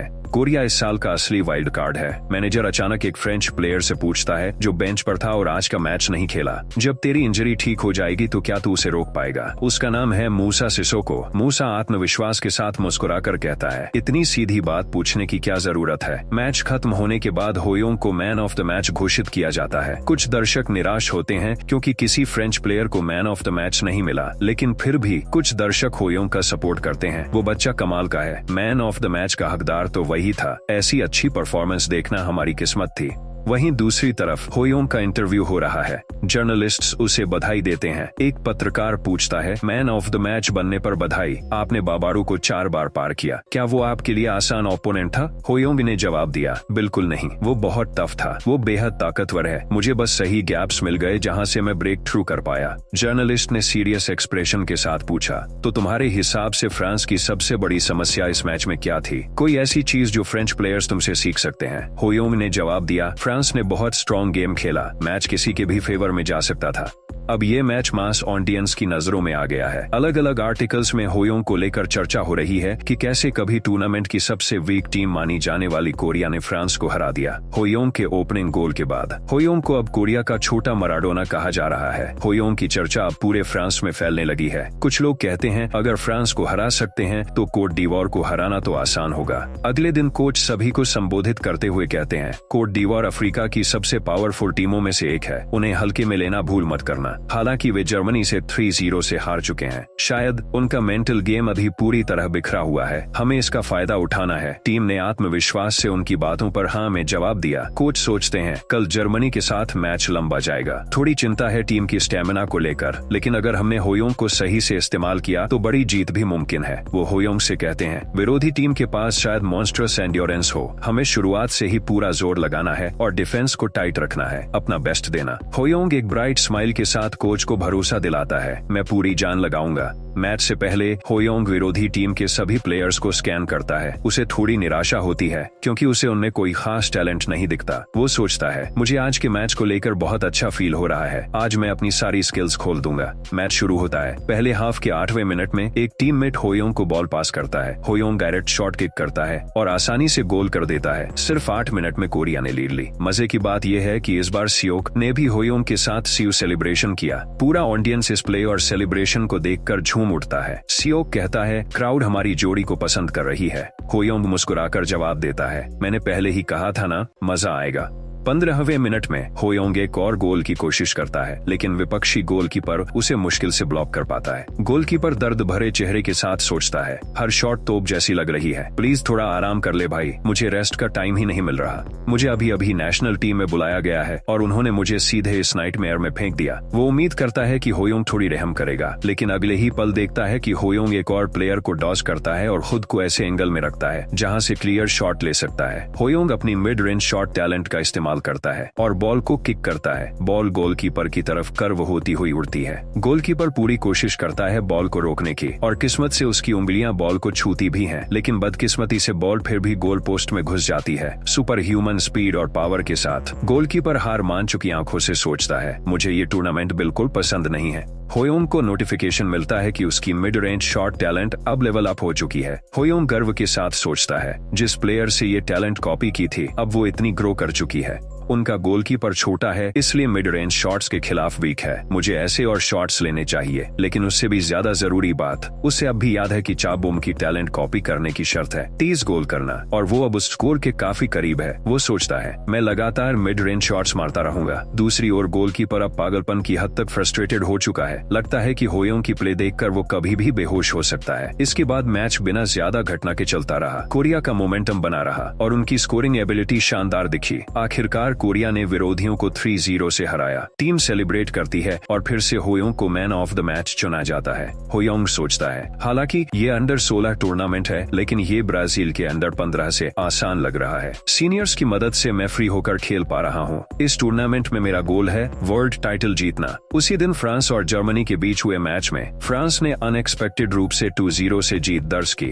फ्रांस के इंजर्ड स्टार्टर की वापसी और जर्मनी के की प्लेयर की गैर मौजूदगी ने रिजल्ट तय किया। अब फ्रांस और जर्मनी दोनों बराबरी पर हैं और ग्रुप लीडर कोरिया से पीछे हैं। उसी रात होयोंग और ली दोनों मिलकर जर्मनी के प्लेयर्स की रोस्टर देख रहे हैं, जिनसे उन्हें अगले दिन भिड़ना है। होयोंग सोचता है, ये पूरी की पूरी एलीट स्क्वाड है। उनकी फॉर्मेशन देखकर साफ लग रहा है कि वो चैंपियनशिप के लिए आए हैं। उसे मुलर दिखता है जो बायर्न म्यूनिख क्लब से है। होयोंग ने इसके साथ 1 साल पहले जर्मनी में खेला था। वो सोचता है तो कल फिर से आमना सामना होगा। ली कहता है, इन जर्मन प्लेयर्स के नाम कितने अजीब हैं। उसे एक प्लेयर दिखता है जिसका नाम टोलगर है। याद है, टोलगर वो ही प्लेयर है जो अंडर 13 जर्मन टीम का इक्का था और जिसने फाइनल में होयोंग की टीम को हराया था। ये शुरुआत की बात है जब होयोंग ने साउथ कोरिया में खेलना शुरू ही किया था। होयोंग मुस्कुराता है और सोचता है, अब मौका है देखने का कि तब से अब तक मैं कितना ग्रो हुआ हूँ। ली पूछता है, तुझे टोलगर के बारे में पता है? होयोंग मुस्कुराकर जवाब देता है, हाँ, मैं पहले उससे भिड़ चुका हूँ। ली पूछता है, जीते थे या हारे थे?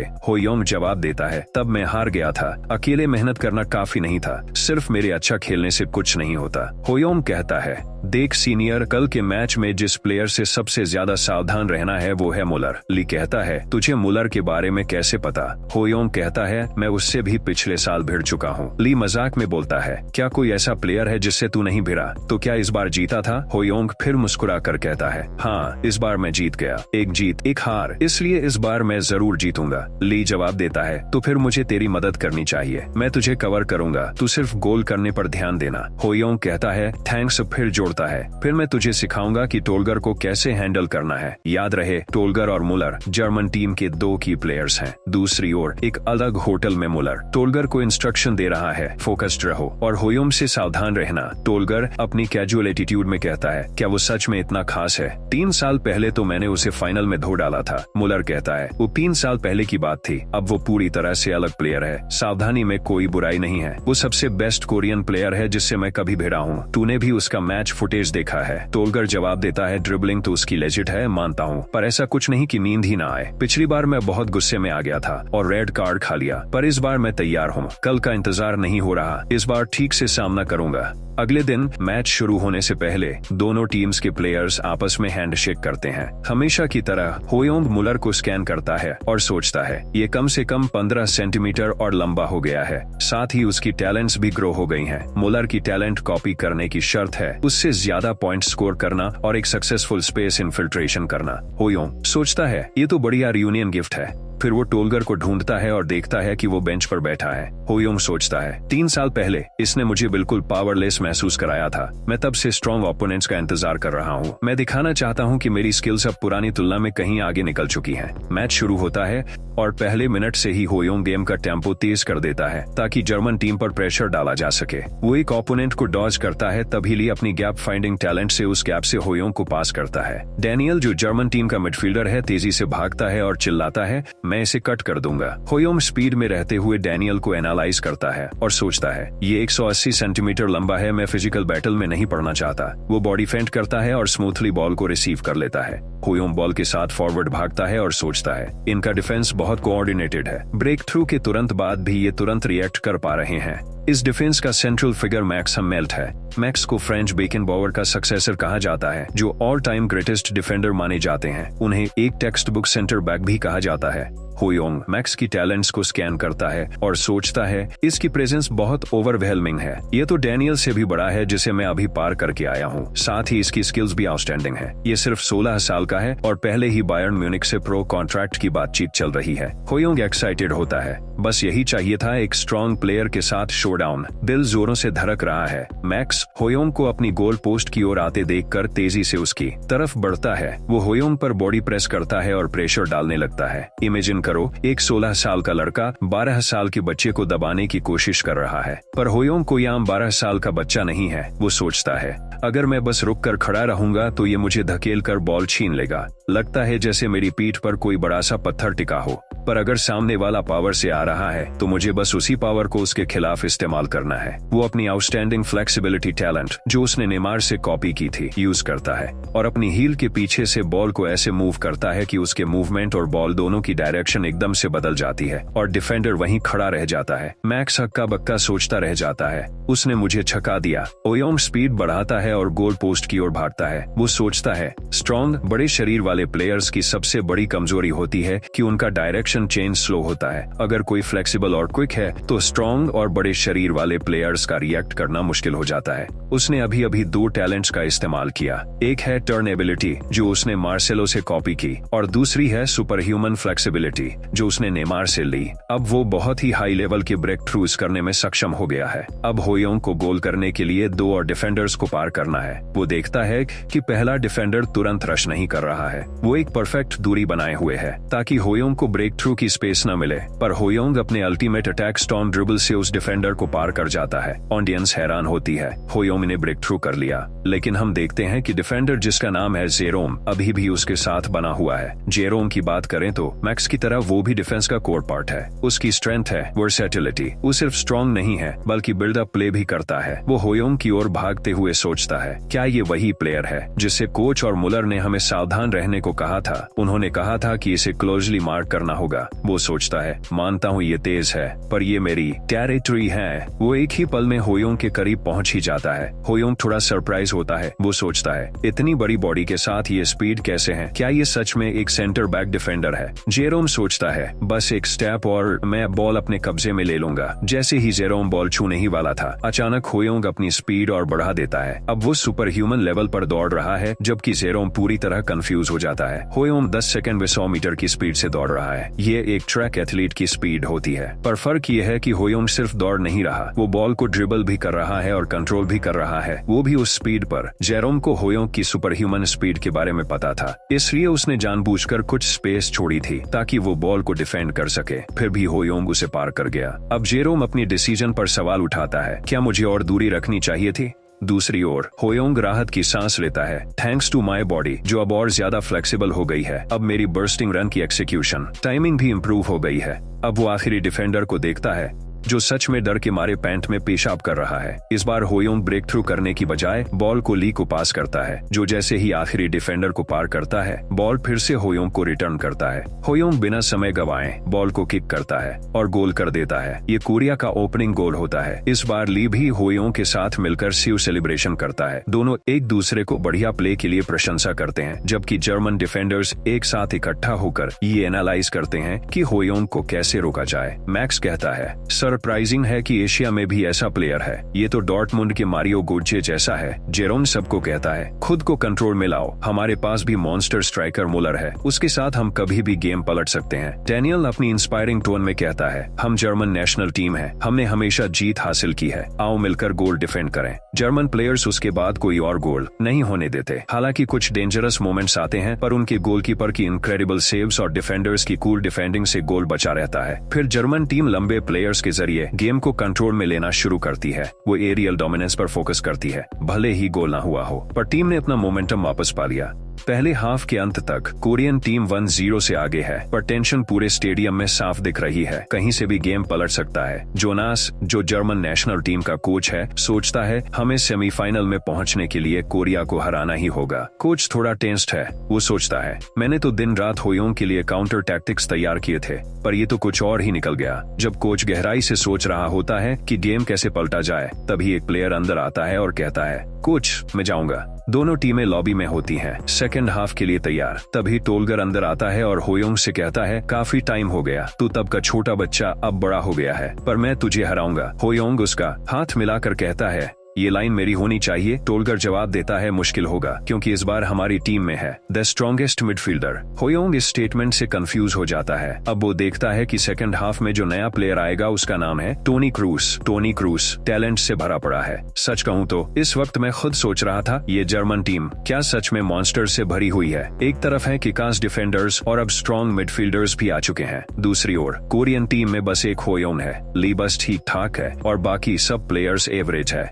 होयोंग टोनी क्रूस को देखता है और सोचता है इसके बारे में तो सुना है कि इसे 15 की उम्र में ही बड़े क्लब्स से स्काउटिंग के ऑफर आ चुके थे। ये वाकई एक टॉप क्लास प्रोस्पेक्ट है। मेरी पिछली जिंदगी में टोनी ने जर्मनी की अटैक को मुलर के साथ मिलकर ब्राजील 2014 वर्ल्ड कप में लीड किया था। अगर तुम्हें यकीन नहीं हो रहा तो गूगल सर्च कर लो। होयोंग टोनी की मिडफील्ड टैलेंट से इम्प्रेस हो जाता है, भले ही उसमें ज्यादा असिस्ट टैलेंट्स हो, पर फिर भी उसकी टैलेंट क्वांटिटी अमेजिंग है। वो सोचता है पहला हाफ जैसे तैसे निकाल लिया, पर अब और बड़ा चैलेंज है। फिर भी मुलर, मैक्स और टोनी का सामना करना थ्रिलिंग होगा। याद रखो मुलर लीड करता है फॉरवर्ड, टोनी लीड करता है मिडफील्ड और मैक्स लीड करता है डिफेंस ऑफ जर्मन टीम। होयोंग अब तीनों की टैलेंट्स को कॉपी करने के लिए उत्साहित है। मैच के बाद नेमार होयोंग के पास आता है, उसका हाथ मिलाता है और महसूस करता है कि उसके हाथ कितने खुरदरे हैं और उसकी हथेलियां कितनी कठोर हैं। सिर्फ फुटबॉल में उसकी स्किल ही नहीं, वो अपने शरीर की भी लगातार ट्रेनिंग करता होगा। नेमार सोचता है मैं अपनी टैलेंट पर ज्यादा ओवर कॉन्फिडेंट था, मैं बहुत ज्यादा कॉम्प्लिसेंट हो गया था। मैं इस हार को अपने दिल में बिठा लूंगा और इससे भी ऊंचा लक्ष्य तय करूंगा। अगली बार मैं जरूर जीतूंगा। होयोंग रिपोर्टर्स के सामने खड़ा होता है। एक रिपोर्टर पूछता है आपने कई गोल किए और नेशनल लीग चैंपियनशिप की ट्रॉफी उठाई, अब कैसा महसूस कर रहे हैं? होयोंग जवाब देता है बहुत जबरदस्त लग रहा है। एक और रिपोर्टर पूछता है तो अब आपका अगला प्लान क्या है? होयोंग जवाब देता है मेरा उद्देश्य है सुपर चैंपियनशिप जीतना। लॉकर रूम में पूरी टीम जीत का जश्न मना रही होती है। इसी कमोशन में कोच कार्लो फ्रेनू से कहते हैं तुमने नेमार के सामने मजबूती से खड़े रहकर टीम को स्थिर बनाए रखा। मेहनत कभी धोखा नहीं देती। नतीजे इस बात का सबूत हैं। कोच की बात सुनकर फ्रेनो भावुक हो जाता है और कहता है धन्यवाद, लेकिन इसका पूरा श्रेय टीम को जाता है। कोच जवाब देते हैं आज तुम्हारा प्रदर्शन बेदाग था, खुद को भी श्रेय देना न भूलना, ये तुम्हारी मेहनत का नतीजा है। फ्रेनो जवाब देता है नहीं, ऐसा नहीं है। होयोंग ने मुझे जबरदस्ती प्रैक्टिस के लिए खींचा। सच कहूं तो मैं बहुत थक जाता था और बहुत शिकायत करता था, लेकिन उसने मेरी मदद करते रहना नहीं छोड़ा। इसी वजह से मैं आज अच्छा खेल सका और चैंपियनशिप जीत सका। फ्रेनो की आंखों से आंसू बह रहे थे। वो कहता है ये सब होयोंग की वजह से है। कोच अब समझ जाते हैं कि होयोंग की टीम की जीत में कितनी बड़ी भूमिका है। उसी दिन होयोंग को उसकी जबरदस्त परफॉर्मेंस के लिए मैन ऑफ द मैच का अवार्ड दिया जाता है।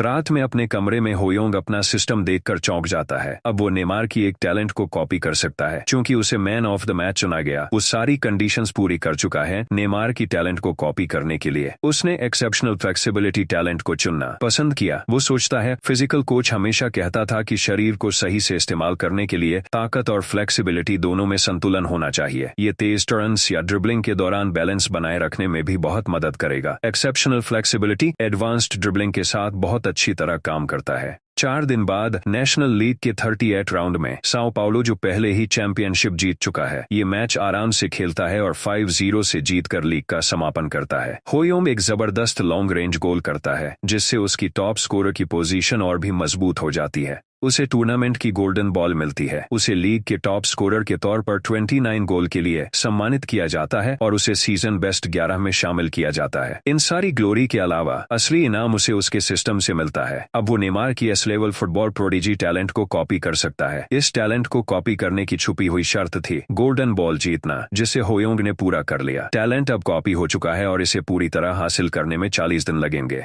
होयोंग अब बेसब्री से इन 40 दिनों के बीतने का इंतजार कर रहा है ताकि वो अपनी नई एस लेवल टैलेंट का इस्तेमाल कर सके। इस बीच बेस्ट फॉरवर्ड का अवार्ड पाटो को मिला, जिसने 27 गोल किए। नेमार तीसरे नंबर पर रहा और उसे सिल्वर बॉल मिला। एक अच्छी बात यह रही कि फ्रेनू और कैशमीरो को बेस्ट डिफेंडर में दूसरा और तीसरा स्थान मिला। बेस्ट मिडफील्डर का अवार्ड रोस्का को मिला और बेस्ट गोलकीपर का अवार्ड पेडरसन को। साओ पाउलो क्लब ने उस रात सबसे ज्यादा इंडिविजुअल अवार्ड्स जीतकर एक शानदार पार्टी मनाई। पार्टी के बाद होयोंग थका हुआ अपने बिस्तर पर लेटकर सोचता है, मेरा दिल पूरी तरह संतुष्ट है। ऐसा लग रहा है जैसे मैंने एक बहुत बड़ा पहाड़ जीत लिया हो। मैंने ब्राजील में अपना लक्ष्य सच में हासिल कर लिया। मुझे खुद पर गर्व है कि मैं कभी रुका नहीं और लगातार मेहनत करता रहा। ये ब्राजीलियन लीग अनुभव मेरे लिए कभी न भूलने वाला होगा। साओ पाउलो के ट्रेनिंग ग्राउंड्स में खिलाड़ी आपस में चर्चा कर रहे हैं कि अब जबकि नेशनल लीग खत्म हो गई है, एक दिन भी बहुत लंबा लग रहा है। हम इतने ज्यादा व्यस्त थे कि दिमाग घूम रहा था और अब जब सब खत्म हो गया है तो प्रैक्टिस में वो मजा नहीं रहा। अचानक फ्रेनू पीछे से आता है और चिल्ला कर कहता है, अपनी सतर्कता कभी कम मत होने दो। सीजन भले ही लगभग खत्म हो चुका हो, लेकिन अभी आराम मत करो। हमारे सामने अब भी एक बहुत अहम सुपर चैंपियनशिप फाइनल बाकी है। फरवरी में रियो डी जेनेरियो में सुपर चैंपियनशिप फाइनल शुरू होने वाला था। कोच कार्लो लॉकर रूम में सभी को संबोधित करते हैं, हम ट्रेबल जीतने से बस एक कदम दूर हैं। ट्रेबल का खिताब उस टीम को दिया जाता है जो एक सीजन में 3 बड़ी ट्रॉफियां जीतती है। सुपर चैंपियनशिप का फाइनल मैच साओ पाउलो बनाम एफसी बाकू है। कोच कहते हैं, हमें जिन खिलाड़ियों से सतर्क रहना है उनमें से एक है फिलिप। उसकी पोजीशन है अटैकिंग मिडफील्डर और उसे इनिएस्टा का उत्तराधिकारी माना जाता है। वो ब्राजील का एक उभरता हुआ सितारा है। हम पहले भी फिलिप से नेशनल लीग में भिड़ चुके हैं। अगर तुम नेमार और पाटो जैसे खिलाड़ियों को हरा सकते हो तो अब डरने की जरूरत नहीं है। लेकिन ये बात याद रखो, चाहे तुम कितने भी अच्छे क्यों ना हो, एक गलती और सारी आलोचना तुम्हारे ऊपर आ सकती है। इसलिए अंत तक अपना सब कुछ झोंक दो। चलो उन्हें कुचल डालें। पूरी टीम जोश से भरकर जवाब देती है। सुपर चैंपियनशिप फाइनल अब शुरू हो चुका है। साओ पाउलो बनाम एफसी बाकू। होयोंग फिलिप की टैलेंट स्कैन करता है। उसे इस बार टैलेंट कॉपी करने की शर्तें ज्यादा आसान लगती हैं। वो खुश होता है कि आज कुछ अच्छी टैलेंट्स हासिल कर सकेगा। मैच शुरू होता है। शुरुआत से ही बॉल होयोंग के पास होती है। वो तेजी से दौड़ता है और अपनी ड्रिबलिंग स्किल और बॉडी फेंस से विरोधियों को इतनी आसानी से पार कर जाता है कि वे होयोंग के खेल पर प्रतिक्रिया देने का भी समय नहीं पाते। विरोधी खिलाड़ी बस हैरान चेहरों के साथ वहीं जम जाते हैं। होयोंग ने अपनी बाज जैसी नजर से गोल पोस्ट में एक जगह लॉक कर दी जहां वो बॉल मारना चाहता था। वो अपना piercing heavy mid range shot इस्तेमाल करता है और ठीक 1 मिनट के अंदर ही गोल कर देता है। उसे एक नोटिफिकेशन मिलता है कि इस शॉट की वजह से उसकी मिड रेंज टैलेंट और भी बढ़ गई है। अपनी सुधरी हुई टैलेंट को देखकर होयोंग बहुत खुश होता है। पहले गोल के बाद मैच दोबारा शुरू होता है। दर्शकों में से एक व्यक्ति कहता है, ओपनिंग गोल के बाद से साओ पाउलो ने अपनी मोमेंटम बनाए रखी है। दोनों टीमों के स्किल में हर लाइन पर फर्क साफ दिख रहा है। ये मुकाबला एक तरफा लग रहा है। Sao Paulo national league championship के खिताब के सही हकदार है, लेकिन फिलिप भी एक प्रतिभाशाली जीनियस है। एक प्लेमेकर के रूप में वो बेदाग है और एक परफेक्ट क्रैक प्लेयर है। कोई नहीं जानता वो कब कोई सुपर प्ले निकाल दे। फिलिप सोचता है, ये पिछले साल वाली साओ पाउलो टीम नहीं है। उनकी ऑफेंस और डिफेंस दोनों इतनी बदल गई हैं कि साफ नजर आ रहा है। वो होयोंग की ओर देखता है जो सबको चीरते हुए आगे बढ़ रहा है, जबकि विरोधी बस उसके पीछे दौड़ते रह जाते हैं। फिलिप सोचता है, इसी ने पूरी साओ पाउलो टीम को बदल कर रख दिया है। अचानक होयोंग बॉल रोस्का को पास करता है और रोस्का गोल कर देता है। ये साओ पाउलो का दूसरा गोल था।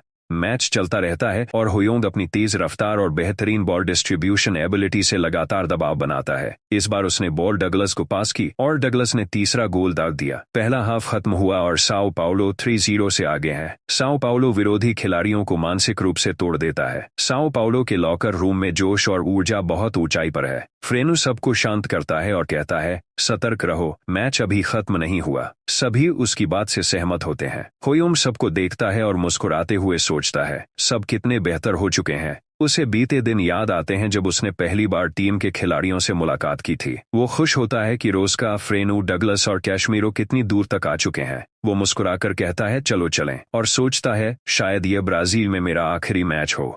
दूसरा हाफ शुरू होता है। एफसी बाकू ने 4 डिफेंडर्स, 4 मिडफील्डर्स और 2 स्ट्राइकर्स की फॉर्मेशन लगाई है। साफ है कि वो अपने डिफेंस को मजबूत करना चाहते हैं। रोस्का ने बॉल होयोंग को पास की, जिसे उसने सफाई से पकड़ा। वो सोचता है, अब मैं इस मैच का सही अंत करूंगा। वो अपनी सुपर बॉडी फेंट से एक खिलाड़ी को चकमा देता है। रोस्का और डगलस दोनों आगे भागते हुए होयोंग को सपोर्ट कर रहे हैं। एक विरोधी खिलाड़ी चिल्लाता है। रोस्का और डगलस होयोंग के साथ परफेक्ट सिंक में चल रहे हैं। होयोंग एक और खिलाड़ी को चकमा देता है और बॉल डगलस को पास करता है। डगलस शॉट लेता है और गोल कर देता है। उस गोल के बाद साओ पाउलो ने एफसी बाकू पर लगातार दबाव बनाए रखा और भी गोल किए। होयोंग ने 3 गोल करके अपनी हैट्रिक पूरी की। कुछ देर बाद मैच खत्म होता है और साओ पाउलो 6-0 के स्कोर से सुपर चैंपियनशिप ट्रॉफी जीत लेता है। साओ पाउलो के स्ट्राइकर्स होयोंग, रोस्का और डगलस जीत का जश्न मनाते हैं, जबकि एफसी बाकू पूरी तरह से तबाह हो चुका होता है। कोच कार्लो सोचते हैं, इस जीत के साथ हमारा क्लब इस सीजन की तीसरी ट्रॉफी जीत चुका है। हमने ट्रेबल हासिल कर लिया। उसी रात होयोंग की खबरें पूरे ब्राजील में फैल जाती हैं। न्यूज आर्टिकल्स लिखते हैं, सिर्फ 12 साल का होयोंग ब्राजीलियन यूथ लीग में अपनी पहचान दर्ज कर चुका है और उसने दुनिया के सामने अपना नाम पेश कर दिया है। ब्राजीलियन यूथ फेडरेशन के चेयरपर्सन कहते हैं, अगर वो इसी तरह बढ़ता रहा तो वह एक ऐसा फुटबॉल हीरो बन सकता है जो दुनिया का ध्यान खींचेगा। बार्सिलोना क्लब में एफसी बार्सिलोना के टेक्निकल डायरेक्टर चार्ल्स अपने साथियों से कहते हैं, एशियन फुटबॉल कॉन्फेडरेशन ने ब्राजीलियन लीग में उसके प्रदर्शन के आधार पर होयोंग को एशिया के टॉप 5 प्रोस्पेक्ट्स में शामिल किया है। हम उसे स्काउट क्यों नहीं करेंगे? फाइनेंस ऑफिसर कहता है, मैं समझता हूं, लेकिन वाइस प्रेसिडेंट होयोंग को सपोर्ट नहीं कर रहे। क्लब नेगोशिएशन ऑफिसर कहता है, यूरोप में होयोंग जैसे बहुत खिलाड़ी हैं। चार्ल्स जवाब देता है, क्या तुम मेरे जजमेंट पर शक कर रहे हो? 4 साल पहले विरोध के बावजूद मेसी को मैंने ही स्काउट किया था। हमें किसी और क्लब के कदम उठाने से पहले नेगोशिएट करना होगा। मेरा जजमेंट अचूक है। अपने घर पर होयोंग बेसिक ड्रिल्स कर रहा होता है। अचानक मारिया आती है और कहती है, कोच चाबम का कॉल आया है। होयोंग दौड़कर अंदर जाता है, फोन उठाता है और कहता है, काफी समय हो गया कोच। कोच जवाब देते हैं, तुम बिल्कुल नहीं बदले होयोंग। ये अचानक हो सकता है, लेकिन जैसे ही तुम कोरिया वापस आओ, मिलते हैं। कोई है जो तुमसे मिलना चाहता है। वो मेरा करीबी दोस्त है और नेशनल यूथ टीम का कोच है। उसका नाम है पार्क वून और वो अंडर 17 नेशनल कोरियन टीम के इंचार्ज हैं। होयोंग चौंक जाता है और पूछता है, अचानक अंडर 17 क्यों? चा बम कहते हैं, इस साल अंडर 17 वर्ल्ड कप पेरू में हो रहा है। वे तुम्हें अंडर 17 नेशनल यूथ टीम में शामिल करने पर विचार कर रहे हैं। चा बम आश्वस्त करते हैं, हम तुम्हें सीधे अंडर 17 में नहीं फेंकेंगे। डरने की जरूरत नहीं है। होयोंग आश्चर्य में सोचता है, अंडर 17 एक ऐसा टूर्नामेंट है जहां दुनिया भर के 17 साल से कम उम्र के खिलाड़ी हिस्सा लेते हैं। ये टूर्नामेंट कई स्टार्स पैदा कर चुका है। अगर मैं एक 12 साल का बच्चा उस मंच पर कदम रख सकूं, तो शायद मैं सबसे कम उम्र में साइन होने का रिकॉर्ड तोड़ दूं। घर पर बिस्तर पर लेटे हुए होयोंग सोचता है, अगर मैं अंडर 17 वर्ल्ड कप में हिस्सा लूं तो मैं 12 साल का लड़का होऊंगा, जो औसतन 16 या 17 साल के खिलाड़ियों के साथ खेलेगा। मैं तो जैसे एलिमेंट्री स्टूडेंट हो जाऊंगा। हाई स्कूलर्स के बीच उम्र एक बड़ा फर्क डालती है। अगर उन्होंने फिजिकल प्ले करना शुरू कर दिया तो मैं कुछ नहीं कर पाऊंगा और आसानी से गिरा दिया जाऊंगा। फिर वो सकारात्मक सोचने लगता है, कोच ने जरूर सोच समझकर मुझे चुना होगा। क्या मैं सच में ये कर सकता हूँ? मुझे कोशिश करने से पहले ही कॉन्फिडेंस नहीं खोना चाहिए। चलो अपनी मसल्स और फ्लेक्सिबिलिटी की ट्रेनिंग शुरू करते हैं ताकि इंजरी से बच सको। मार्च की शुरुआत में होयोंग साउथ कोरिया लौट आता है। वहां उसका स्वागत एक सेलिब्रिटी की तरह होता है। रिपोर्टर्स उसे घेर लेते हैं और कई सवाल पूछने लगते हैं। होयोंग हैरान हो जाता है। वो सोचता है, पिछली बार जब मैं ब्राजील से लौटा था तब इतने रिपोर्टर नहीं थे। वो अपनी माँ और पापा को देखता है जो दूर से हाथ हिला रहे होते हैं, जबकि रिपोर्टर उसकी फोटो खींचते रहते हैं और सवालों की बौछार करते रहते हैं। एक रिपोर्टर पूछता है, क्या आपके कोई करीबी दोस्त हैं जिनके बारे में आप हमें बता सकते हैं? होयोंग जवाब देता है, फ्रेनू, रोस्का, कैशमीरो और डगलस। रिपोर्टर थोड़े हिचकिचाते हुए कहता है, ये तो शायद आपके ब्राजीलियन दोस्त हैं। क्या आपने किसी ऐसे खिलाड़ी से मुलाकात की है जिन्हें हम ग्लोबल प्लेयर्स के रूप में जानते हैं? होयोंग जवाब देता है, काका और बालाक।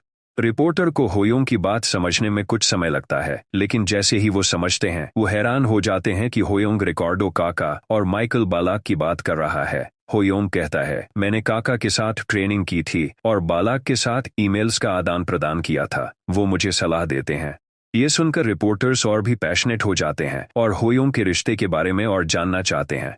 एयरपोर्ट से निकलकर होयोंग और उसके पापा सीधे चाबम के वेन्यू पहुंचते हैं। चाबम कहते हैं, तुम पहले से लंबे और ज्यादा आत्मविश्वासी लग रहे हो। होयोंग जवाब देता है, आप भी स्वस्थ दिख रहे हैं कोच। कोच होयोंग को पार्क वून से मिलवाते हैं जो अंडर 17 नेशनल टीम के कोच है। होयोंग उन्हें देखकर थोड़ा चिंतित दिखता है। पार्क वून कहते हैं, डरने की जरूरत नहीं है। होयोंग सोचता है, अगर मैंने यहाँ अच्छा प्रदर्शन किया तो मैं नेशनल टीम का सबसे कम उम्र का सदस्य बन सकता हूँ। यह एक शानदार मौका है 16-17 साल के टैलेंटेड खिलाड़ियों की टैलेंट्स हासिल करने का जो दुनिया भर से आए हैं। पार्क वून पूछते हैं, क्या तुम साउथ कोरियन अंडर 17 टीम के बारे में जानते हो? होयोंग जवाब देता है, ये वही टीम है जिसने पिछले साल एशियन चैंपियनशिप में तीसरा स्थान प्राप्त किया था और कतर को हराकर वर्ल्ड कप के लिए क्वालिफाई किया। पार्क वून होयोंग की जानकारी से प्रभावित होते हैं। वो कहते हैं, हम तुम्हें सितंबर वाली नेशनल टीम के लिए चुनना चाहते हैं, लेकिन फिलहाल अप्रैल तक अंडर 16 टूर्नामेंट है जिसका नाम है मॉन्टेगो इंटरनेशनल टूर्नामेंट जो इस महीने फ्रांस में होगा। होयोंग सोचता है, ये लोग पहले मुझे अंडर 16 में शामिल करेंगे और फिर सितंबर में तय करेंगे कि मैं अंडर 17 में आ सकता हूँ या नहीं। जल्दबाजी की जरूरत नहीं है, लेकिन उम्र का फर्क कैसे दूर करूं? कोच पूछते हैं, क्या तुम्हारे पापा इसके लिए कंसेंट देते हैं? पिता जवाब में सहमति जताते हैं। वो कहते हैं, एक पिता के रूप में मेरे पास कोई वजह नहीं है अपने बेटे के नेशनल टीम में चुने जाने का विरोध करने की। वो सिर झुकाकर कहते हैं, कृपया इसका ख्याल रखिए। होयोंग मुस्कुराते हुए सोचता है, पापा मुझसे ज्यादा खुश लग रहे हैं, लेकिन फिर भी वो थोड़ा चिंतित होता है। वो सोचता है, पता नहीं क्यों, लेकिन ऐसा लग रहा है जैसे मैं ही ज्यादा सोच रहा हूँ। ये शायद उत्साह और उम्मीदों का असर है। सबसे कम उम्र वाला टाइटल आकर्षक है, लेकिन मुझे जो सबसे ज्यादा चाहिए वो है टैलेंट। एक ऐसा बफे जहां दुनिया भर की टैलेंट्स इकट्ठा होती हैं। अगले दिन ट्रेनिंग सेंटर जाते हुए होयोंग कोरियन आर्टिकल पढ़ता है जिसमें लिखा है, होयोंग कोरियन फुटबॉल का इतिहास फिर से लिख रहा है। वो नेशनल यूथ टीम से जुड़ने के करीब है। एक ब्राजीलियन फुटबॉल एक्सपर्ट ने होयोंग को दुनिया के टॉप 5 फुटबॉल प्रोडिजीज में शामिल किया है। अब कोरिया एक फुटबॉल पावर हाउस बन चुका है। वर्ल्ड कप जीतना अब सिर्फ सपना नहीं रहा। वो आर्टिकल पढ़ना बंद कर देता है। उसे कोरिया में चल रही हीरो मेकिंग प्रोसेस से चिढ़ हो रही थी। वो अपने पापा से पूछता है, अगर मैं कहूं कि मैं किसी यूरोपियन टीम में ट्रांसफर होना चाहता हूं तो क्या होगा? अगर मैं प्रो डेब्यू की सोचूं तो मैं अकेले नहीं कर सकता। उसके पापा आशावादी मुस्कान के साथ जवाब देते हैं, तो फिर या तो तुम्हारी माँ या मैं यूरोप तुम्हारे साथ चलेंगे। आखिरकार तुम हमारे बेटे हो। अगर तुम प्रो बनने की सोच रहे हो तो यही सबसे अच्छा रास्ता होगा। होयोंग को थोड़ा गिल्ट होता है। वो सोचता है, मेरी वजह से परिवार का बिछड़ना शायद सबसे बुरा होगा। उसके पापा उज्जवल मुस्कान के साथ कहते हैं, कुछ मत सोचो, बस अपने फुटबॉल पर ध्यान दो। वो अपने माता पिता को पाकर खुद को धन्य महसूस करता है। वो अपने पापा का धन्यवाद करता है और कहता है, मैं अपनी पूरी कोशिश करूंगा। ट्रेनिंग सेंटर में होयोंग अंडर 17 नेशनल टीम को देखता है।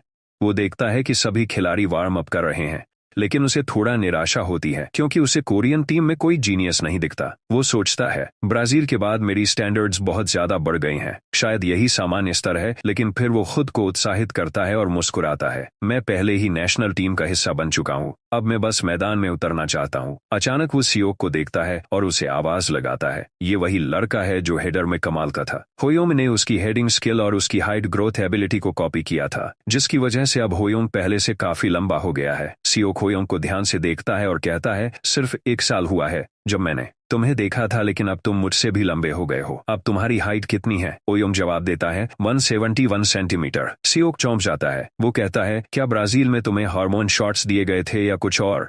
अचानक अंडर 17 टीम के कैप्टन किम वू बीच में बोलते हैं, ये शोर कौन कर रहा है? वो कहते हैं, हम ट्रेनिंग के बीच में हैं, चुप रहो। होयोंग और सियोक ने कैप्टन से माफी मांगी।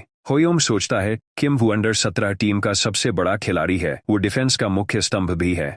किम वू सियोक से कहता है, तुम यहाँ मस्ती करने नहीं आए हो, सिर्फ इसलिए कि ये तुम्हारा पहला दिन है। मैं तुम्हें छोड़ नहीं दूंगा। सियोक ने सिर हिलाकर हाँ कहा। फिर सब इधर उधर हो जाते हैं और होयोंग सोचता है, ब्राजील में हम सब दोस्त जैसे थे, लेकिन यहाँ का माहौल काफी सख्त है। मुझे जल्दी ही इसकी आदत डालनी होगी। मुझे भी वार्म अप शुरू कर देना चाहिए। जैसे ही वो वार्म अप करने का सोचता है, किम वू उसे बुलाता है और कहता है, सुना है तुमने ब्राजील में ट्रेनिंग ली है। मुझे फर्क नहीं पड़ता कि उन्होंने तुम्हें कैसे ट्रेन किया। कोरिया में तो मार खा खा कर सीखा जाता है। भले ही तुम बच्चे हो, कोई स्पेशल ट्रीटमेंट नहीं मिलेगा। यही एक तरीका है सुधार का, तो तुम्हें अच्छा करना होगा। होयोंग गंभीर चेहरा बनाकर कुछ नहीं बोलता और बस उसे देखता रहता है। कोच सभी को संबोधित करते हैं और कहते हैं, हम 9 बनाम 9 प्रैक्टिस मैच करेंगे। पहली टीम जो किम वू लीड करेगा वो होगी व्हाइट टीम। दूसरी टीम जिसमें नए खिलाड़ी होंगे वो होगी ब्लू टीम। फिर कोच सबके नाम और पोजीशन पुकारते हैं। होयोंग को ब्लू टीम का मिडफील्डर बनाया जाता है। ब्लू टीम कैप्टन गोयोंग होयोंग को घूरता है और सोचता है, मीडिया उसके पीछे पागल हो गया है। कह रहे रहे हैं वो कमाल का है, लेकिन वो तो बस एक एलिमेंट्री स्कूल किड है। वो थोड़ा चिंतित होता है और सोचता है, चाहे वो कितना भी टैलेंटेड हो, हम फर्स्ट टीम के खिलाफ कैसे लड़ेंगे जब हमारी टीम में बस रूकीज हैं। मुझे ज्यादा कोशिश नहीं करनी, बस अपने रोल पर ध्यान देना है।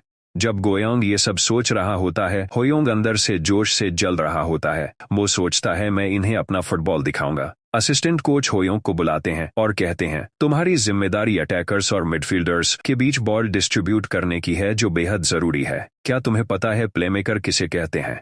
होयोंग आत्मविश्वास से जवाब देता है, हाँ मुझे पता है। असिस्टेंट कोच हल्की मुस्कान के साथ कहते हैं, जैसा उम्मीद थी, विदेश में खेलने वाला खिलाड़ी जल्दी समझ जाता है। लेकिन अंदर से वो चिंतित होते हैं कि होयोंग टीम के साथ कैसे घुल मिल पाएगा। वो सोचते हैं, पहले से ही मौजूदा खिलाड़ियों के साथ टीम वर्क बनाना मुश्किल है, और अब ये एलिमेंट्री बच्चा भी शामिल हो गया है। उम्र का फर्क टीम में दीवार खड़ी करता है। वो कहते हैं, यहाँ बाकी सभी मिडिल या हाई स्कूलर्स हैं, इसलिए तुम ब्राजील की तरह नहीं खेल सकते। होयोंग जवाब देता है, क्या आप कहना चाह रहे हैं कि मैं अकेले न खेलूं? कोच जवाब देते हैं, बिल्कुल। ओवर एक्सर्ट मत करना और खुद को इंजर्ड मत करना। अपने टीममेट्स को पास देना ना भूलना। होयोंग आत्मविश्वास भरी मुस्कान के साथ कहता है, समझ गया। होयोंग जैसे ही अपनी जगह की ओर बढ़ता है, कोच सोचते हैं, चाहे वो कितना भी टैलेंटेड हो, अभी तो वो बच्चा ही है। हेड कोच ने उसे चुनने का क्यों सोचा? दूसरी तरफ हेड कोच पीछे बैठे बेसब्री से होयोंग का खेल देखने का इंतजार कर रहे होते हैं। मैच शुरू होता है और बॉल व्हाइट टीम कैप्टन के पास होती है। वो देखता है कि होयोंग सुपर ह्यूमन स्पीड से उसकी ओर बढ़ रहा है। कैप्टन सोचता है, वो वाकई उतना तेज है जितना लोग कहते हैं, लेकिन इतनी ऊपर तक प्रेसिंग करना बेवकूफी है।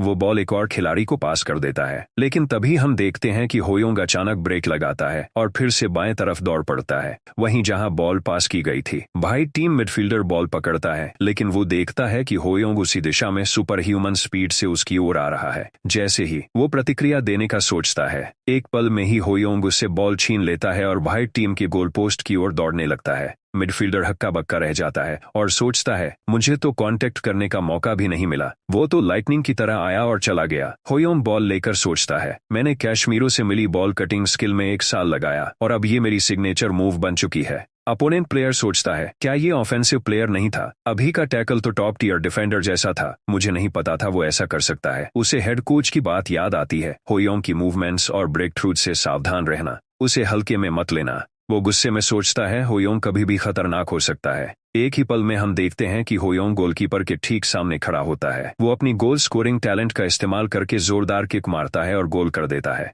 बाकी खिलाड़ी जो देख रहे होते हैं सोचते हैं, ये तो विश्वास ही नहीं होता, ब्लू टीम ने पहला गोल कर दिया। होयोंग वाकई तेज है। व्हाइट टीम पूरी तरह से हैरान रह जाती है। वो अभी भी उस प्ले को समझने की कोशिश कर रहे होते हैं जो होयोंग ने दिखाया। मिडफील्डर थोड़ा उदास होता है और सोचता है, उसको रोकने का कोई तरीका ही नहीं था। व्हाइट टीम कैप्टन उस मिडफील्डर पर चिल्लाता है, दिमाग लगाओ मैच में, अगर वो तुम्हें प्रेस कर रहा है तो खुद आगे आओ और बॉल रिसीव करो। तुम एक एलिमेंट्री स्कूल किड को भी नहीं रोक पाए। मिडफील्डर उदास आवाज में कहता है, सॉरी, लेकिन अंदर ही अंदर वो सोचता है, मैं उस स्पीड पर कैसे रिएक्ट करूं? वो खुद जाकर उसे रोक कर देखे। हेड कोच और असिस्टेंट कोच दोनों अपनी सीट से खड़े हो जाते हैं। असिस्टेंट कोच कहता है, चाप बम बिल्कुल सही था। हेड कोच जवाब देता है, मैंने उसका गेम फुटेज कई बार देखा, फिर भी यकीन नहीं होता। कोच चाप बम ने बड़ी मेहनत से साओ पाउलो एफसी और सैंटोस एफसी के बीच हुए मैच का फुटेज जुटाया था। उस फुटेज में होयोंग पूरे जोश में खेलते हुए अपनी सारी स्किल्स का प्रदर्शन करता है। ऐसा लगता है जैसे वो बड़े मंच के लिए ही बना हो। हेड कोच सोचता है, क्या जरूरत है पोजीशन, फॉर्मेशन और इतनी डिटेल स्ट्रेटेजी की? खुद होयोंग ही एक पूरी रणनीति है। 1986 के वर्ल्ड कप क्वार्टर फाइनल में माराडोना ने 9 डिफेंडर्स को ड्रिबल करते हुए एक शानदार गोल किया था। उस पल में उन्होंने फुटबॉल के पूरे कॉन्सेप्ट को पार कर लिया था और अब कुछ वैसा ही होयोंग कर रहा है। हेड कोच हंसने लगता है और अंदर ही अंदर सोचता है, माराडोना से तुलना करना तो बेवकूफी है, पूरी तरह से एक कल्पना जैसा, लेकिन फिर भी लगता है कि वो असंभव चीज अब मुमकिन हो सकती है। अब वो पूरा ध्यान मैच पर लगाता है और सोचता है, अब देखना है कि व्हाइट टीम का इक्का होयोंग के अटैक का कैसे जवाब देता है। यही समय है उसकी स्किल्स की परीक्षा का। 10 मिनट में ही मिडफील्ड में जोरदार टक्कर हो रही थी। उनमें से एक लड़का सबसे अलग नजर आ रहा था। वो था अंडर 17 टीम का इक्का ली रेयोंग। होयोंग सोचता है, ये पहले से ही प्रोफेशनल टीम की सेकंड स्क्वाड का हिस्सा है। मेरी पिछली जिंदगी में भी मैं इसका फैन था। ये पहला प्रो प्लेयर है जिसके साथ मैं ऑफिशियल मैच में खेल रहा हूँ। होयोंग उसकी टैलेंट स्कैन करता है और देखता है कि उसके पास काफी अच्छे टैलेंट हैं। वो सोचता है, जैसा उम्मीद थी, प्रोफेशनल खिलाड़ी के पास काफी सारे टैलेंट्स होते हैं, खासकर उसका आउटस्टैंडिंग कंपोजर तो कमाल का है। मुझे ये टैलेंट चाहिए। जब होयोंग अपने ख्यालों में होता है तभी ली बॉल टैकल कर लेता है और अपने टीममेट को पास करता है। वो खिलाड़ी बॉल को किक करता है और गोल कर देता है। होयोंग सोचता है, मेरे प्रेसिंग और बॉल कटिंग के बावजूद उसने बॉल को होल्ड किया और स्मूथ तरीके से अटैक शुरू कर दिया। उसका खेल हल्का है पर बेहद धारदार। वो मुस्कुराता है और सोचता है, प्रोज वाकई अलग होते हैं। ब्लू टीम के मिडफील्डर्स बुरी तरह थके हुए हैं। ली इस कमजोरी को देखता है और सोचता है, होयोंग थोड़ा दूर खड़ा है और ब्लू टीम की फॉर्मेशन में खाली जगह दिख रही है। यही मौका है। जैसे ही वो बॉल को उस गैप से पास करता है, होयोंग अपनी सुपरफास्ट स्पीड से बॉल को इंटरसेप्ट कर लेता है। ली हैरान होकर सोचता है, क्या ये इतने देर से खुले में छिपकर खड़ा था, बस ऐसे ही सरप्राइज पास का इंतजार कर रहा था। होयोंग बॉल को अपने टीम कैप्टन को पास करता है। कैप्टन सोचता है, अब समझ में आया, हमें होयोंग के साथ सिंक्रोनाइज होना है। जब तक हम होयोंग को सपोर्ट दें, हम आसानी से जीत सकते हैं। उम्र का फर्क कोई मायने नहीं रखता। उस भरोसे के साथ वो एक लंबा रिटर्न पास होयोंग को देता है। होयोंग बॉल को सफाई से पकड़ता है और अपनी अल्टीमेट स्टॉर्म ड्रिबलिंग टैलेंट का इस्तेमाल करता है। एक पल में ही वो 2 डिफेंडर्स को पार कर देता है। व्हाइट टीम कैप्टन, जो टीम का सबसे अच्छा डिफेंडर है, उसके सामने खड़ा होता है। वो सोचता है, मुझे उसे रोकना ही होगा, क्योंकि कुछ देर पहले मैं अपने टीममेट पर चिल्लाया था जब वो होयोंग को नहीं रोक पाया था। मुझे अपने साथियों के सामने शर्मिंदा नहीं होना। वो सोचता है, चाहे वो कितना भी अच्छा हो, वो अब भी एक एलिमेंट्री स्कूलर है। बदतर हालात में मैं अपने शरीर से उसे ब्लॉक करके बॉल छीन लूंगा। लेकिन होयोंग अपनी सिग्नेचर बॉडी फेंस टेक्निक का इस्तेमाल करता है और आसानी से कैप्टन को पार कर जाता है। कैप्टन हैरान रह जाता है। वो होयोंग की प्ले को समझ ही नहीं पाता। होयोंग, जो अब गोलकीपर के सामने है, जोरदार किक करता है और गोल कर देता है। अब वो अपनी सिग्नेचर सेलिब्रेशन स्टेप भी करता है। मैच खत्म हो जाता है और ब्लू टीम जीत जाती है। व्हाइट टीम कैप्टन हाँफते हुए सोचता है, अभी अभी क्या हुआ? मैं एक ऐसा डिफेंडर हूं जिसे नेशनल स्पोर्ट्स फेस्टिवल में अवार्ड मिला था, और मैं एक 12 साल के फॉरवर्ड को नहीं रोक पाया। वो बाकी सभी यूथ प्लेयर्स से अलग है। उसके मूव्स फ्लैशी थे, लेकिन जरूरत से ज्यादा नहीं। वो सटीक,